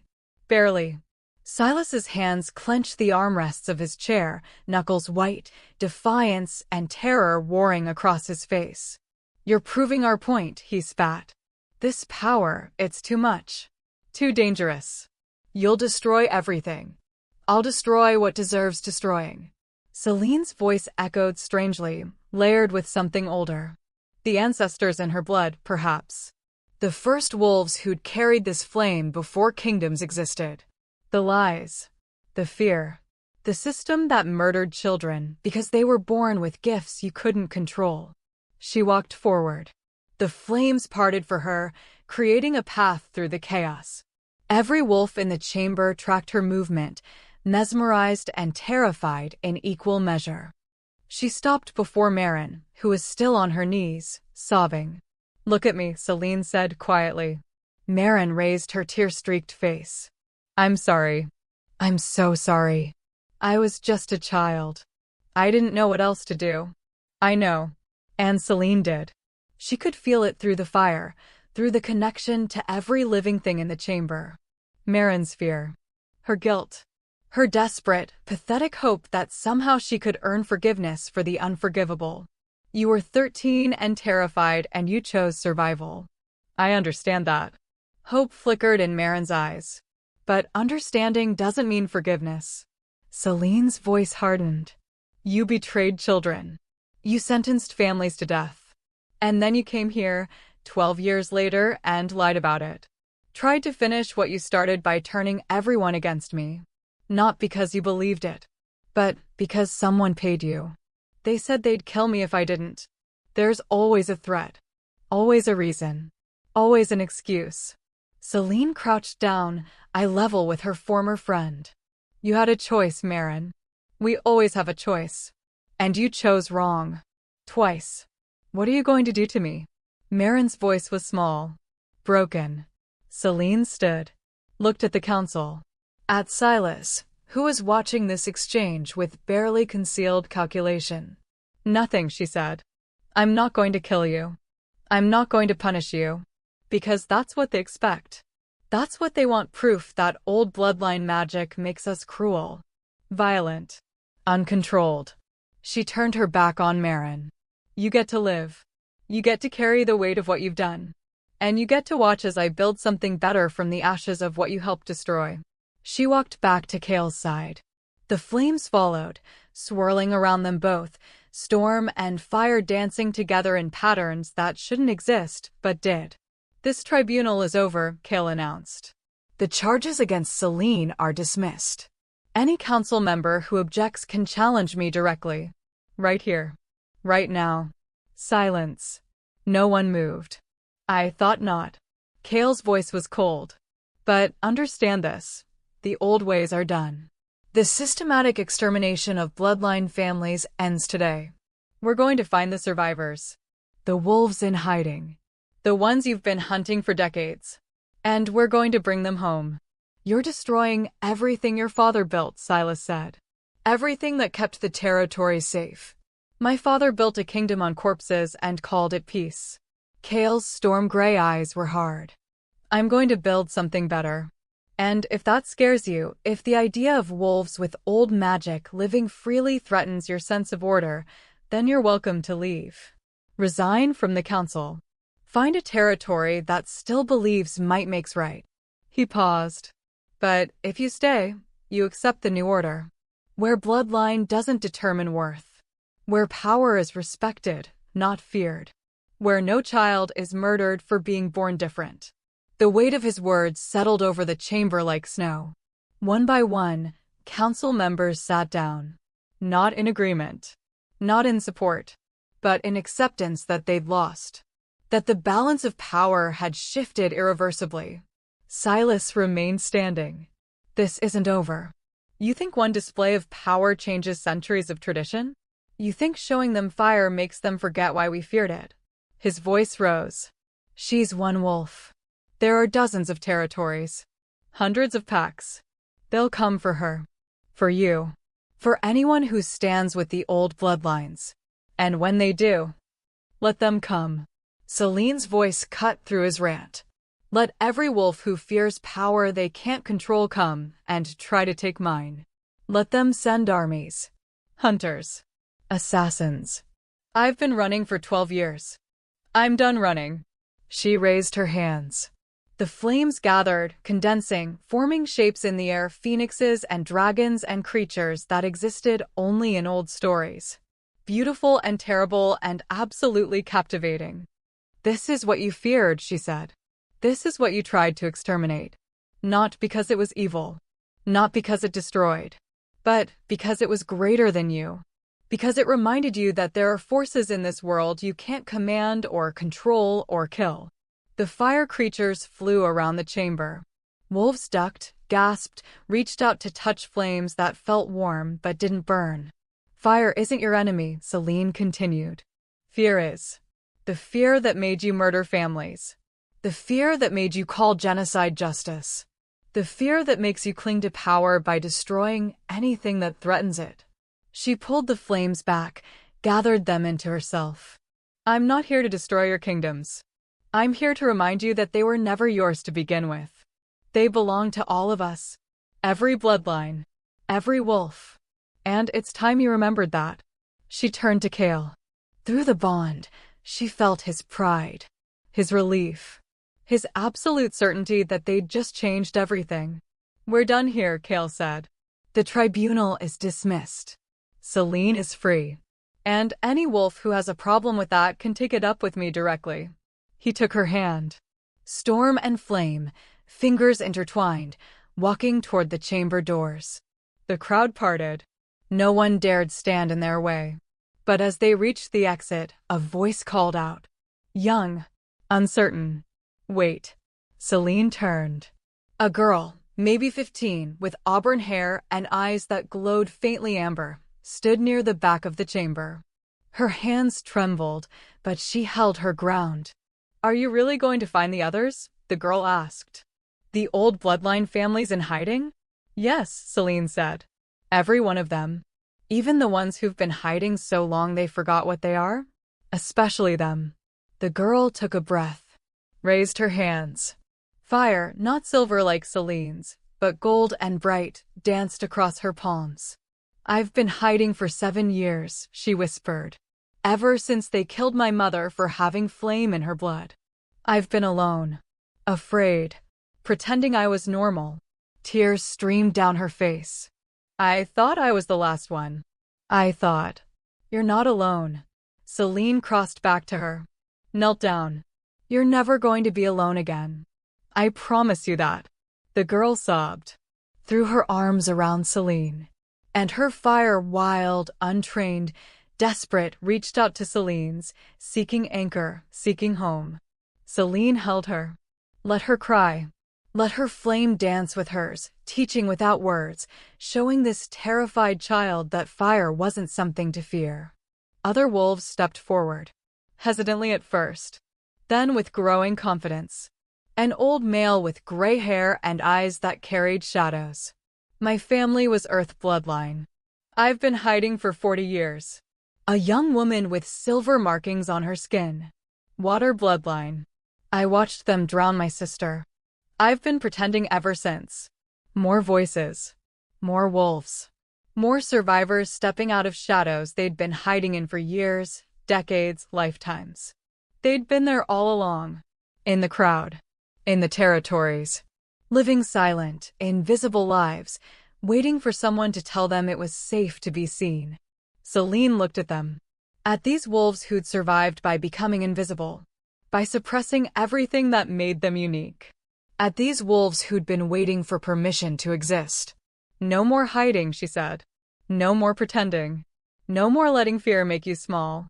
She stood, flame crowning her head like a diadem. We're going to build something new.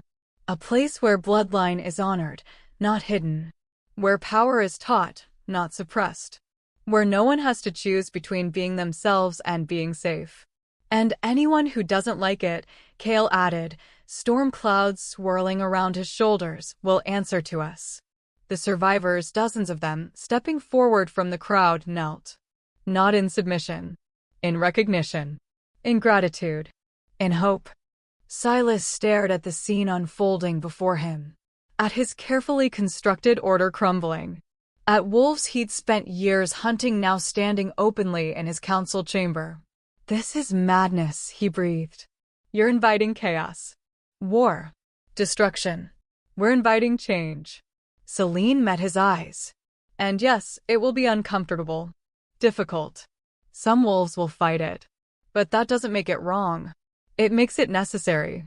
She turned to the wolves kneeling before her. Rise. All of you. You don't kneel to me. You don't kneel to anyone. You stand. Proud. Powerful. Exactly as you were born to be. They stood. Shakily at first. Then stronger. And in that moment, everything changed. The old order, built on fear and blood and the systematic extermination of anything different, cracked. And something new began to grow through the fissures. Storm and flame. Earth and water. Shadow and light. All the old magics, waking up after centuries of forced sleep. All the survivors, finally brave enough to be seen. Selene looked at Kael. Smiled. Ready for a war? She asked. He smiled back. I've been ready for 12 years. Then let's burn this whole broken system down, she said, and build something worthy from the ashes. Together, they walked out of the council chamber. Behind them, the old bloodlines followed. Before them, a future waited to be written. And across the territories, wolves who'd been hunting survivors suddenly found themselves being hunted. The flame child had awakened, and the world would never be the same. There's a difference between surviving and living. Surviving is keeping your head down, staying quiet, making yourself small enough that the world forgets you exist. It's choosing invisibility over authenticity, safety over truth, breathing over burning. Living is standing in a room full of wolves who want you dead and saying no more. It's claiming power you were told to fear. It's choosing connection over isolation, even when connection means risk. It's letting yourself burn bright enough to be seen, and accepting that some wolves will love your light while others will do everything they can to extinguish it. Selene had survived for 12 years. Today, she chose to live. And that choice changed everything. In the days that followed the tribunal, the territories fractured. Some pacts celebrated, threw open their borders to old bloodline families who'd been hiding in plain sight for generations. Began teaching ancient magics that had been suppressed, forgotten, forbidden. Others fortified, called for Kael's removal, declared Selene a threat to everything sacred and swore blood oaths to see her destroyed. War was coming. Everyone knew it. You couldn't dismantle centuries of fear and oppression without pushback, without violence, without wolves who'd built their power on keeping others powerless, fighting desperately to maintain the status quo. But something else was happening too. Wolves who'd been silent were finding their voices. Families who'd hidden their bloodlines for generations were stepping into the light. Children who'd been taught their magic was a curse were learning it was a gift. The world was changing. Slowly. Painfully. But changing. And at the center of it all stood a girl who'd spent 12 years believing she was cursed, discovering she'd been sacred all along. Selene stood on the castle battlements, watching dawn break over the territories. Storm clouds gathered on the horizon, real ones this time, not Kael's magic. Rain was coming. The kind of storm that washed things clean or destroyed them entirely. She wasn't sure which this would be. You're thinking too loud again. Kael's voice behind her, warm with affection. She smiled without turning. It's early. I'm allowed to think loud before breakfast. He moved to stand beside her, close enough that their shoulders touched, close enough that the bond between them hummed contentedly. How many? She asked. Didn't need to elaborate. 43 packs have declared support. 62 are undecided. 27 have sworn to see us both dead. His voice was matter-of-fact. They both knew the numbers, had been tracking them obsessively. The Western territories are with us. The South is split. The North and East. He trailed off. Want our heads on spikes, Selene finished. I know. They stood in silence, watching light spread across a kingdom that might tear itself apart because two wolves dared to say that power shouldn't be feared. Do you regret it? Kael asked quietly. Standing up in that tribunal. Claiming your power. Starting this whole chain reaction. Selene thought about it. Really considered. She thought about the 15-year-old girl with golden fire in her hands, crying because she'd finally found someone who understood. About the old male who'd been hiding his earth magic for 40 years, learning to make flowers bloom again. About the dozens of survivors who'd written letters, sent messengers, traveled hundreds of miles just to say, "Thank you for telling us it was okay to exist." She thought about Marin, who'd fled the territories entirely, carrying the weight of her choices. About Silas, who'd resigned from the council rather than accept the new order. About the wolves who'd looked at her with such hatred in the tribunal, who probably wouldn't stop until she was dead. And she thought about Kael. About storm gray eyes that saw her, really saw her, and didn't flinch. About a bond that balanced fire with rain, fury with calm, burning with grounding. About choosing to stand beside someone instead of alone. No, she said finally. I don't regret it. Even knowing what's coming. Even knowing some of us won't survive the war. I don't regret choosing to live instead of just survive. Kael's hand found hers. Intertwined their fingers. Storm and flame, bound by more than prophecy now. Bound by choice. Good, he said. Because I'm not done fighting beside you. Not even close. Even if it costs you your kingdom? The kingdom was never worth having if I had to build it on your corpse. He turned her to face him. Besides, we're not losing. We're just redefining what winning looks like. Selene laughed. It felt good. Felt human. Felt like maybe, despite everything, they'd be okay. What does winning look like? She asked. A world where children aren't murdered for being born with magic. Where bloodline is celebrated, not feared. Where wolves like you don't spend 12 years running from who they are. His voice softened. A world where we get to be happy. Together. Without constantly looking over our shoulders for the next assassin. That's a nice dream. Then, let's make it real. His forehead touched hers. Storm and flame. We've already changed the world once. We can do it again. Through the bond, Selene felt his certainty. His absolute refusal to give up. His bone-deep belief that they were fighting for something worth dying for. Worth living for. She kissed him. Soft. Sweet. A promise that whatever came next, they'd face it together. When they pulled apart, the sun had fully risen. A new day.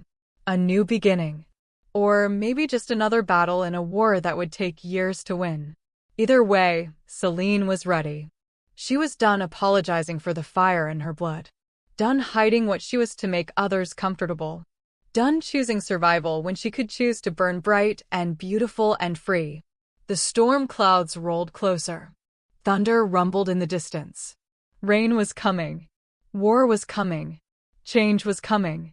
And Selene stood on the battlements with her mate beside her, flame in one hand and storm in the other, ready to fight for a world that was worth the burning. So here's the question I want you to ask yourself. Would you have chosen her side? Would you have stood with the girl everyone called cursed when the council demanded her execution? Would you have believed her when she said the fire wasn't evil, just powerful? Would you have been brave enough to step out of the shadows and claim your own power, even knowing it might get you killed? Or would you have stayed silent? Stayed hidden? Chosen safety over truth? Because that's the choice we all face, isn't it? Not with magic or bloodlines or ancient prophecies, but with who we are at our core. The parts of ourselves we've been taught to hide. The power we've been told to fear.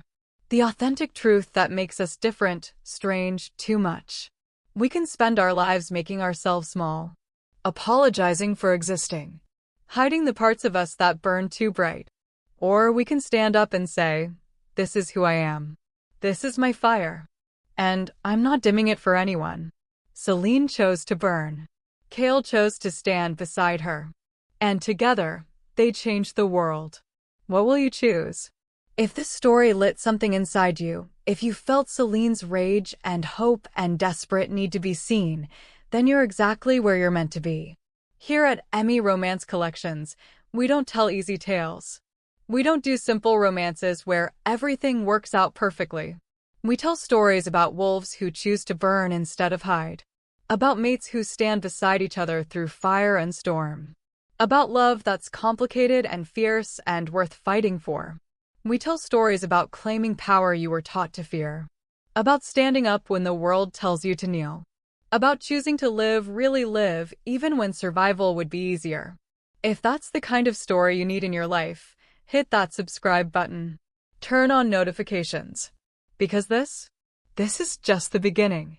Selene and Kael's war is far from over. The territories are fracturing. Enemies are gathering. And there are secrets about the prophecy, about the first wolves, about why the old bloodlines were really hunted that we haven't even touched yet. This story isn't finished. It's just getting started. And I want you here with me when the real fire begins.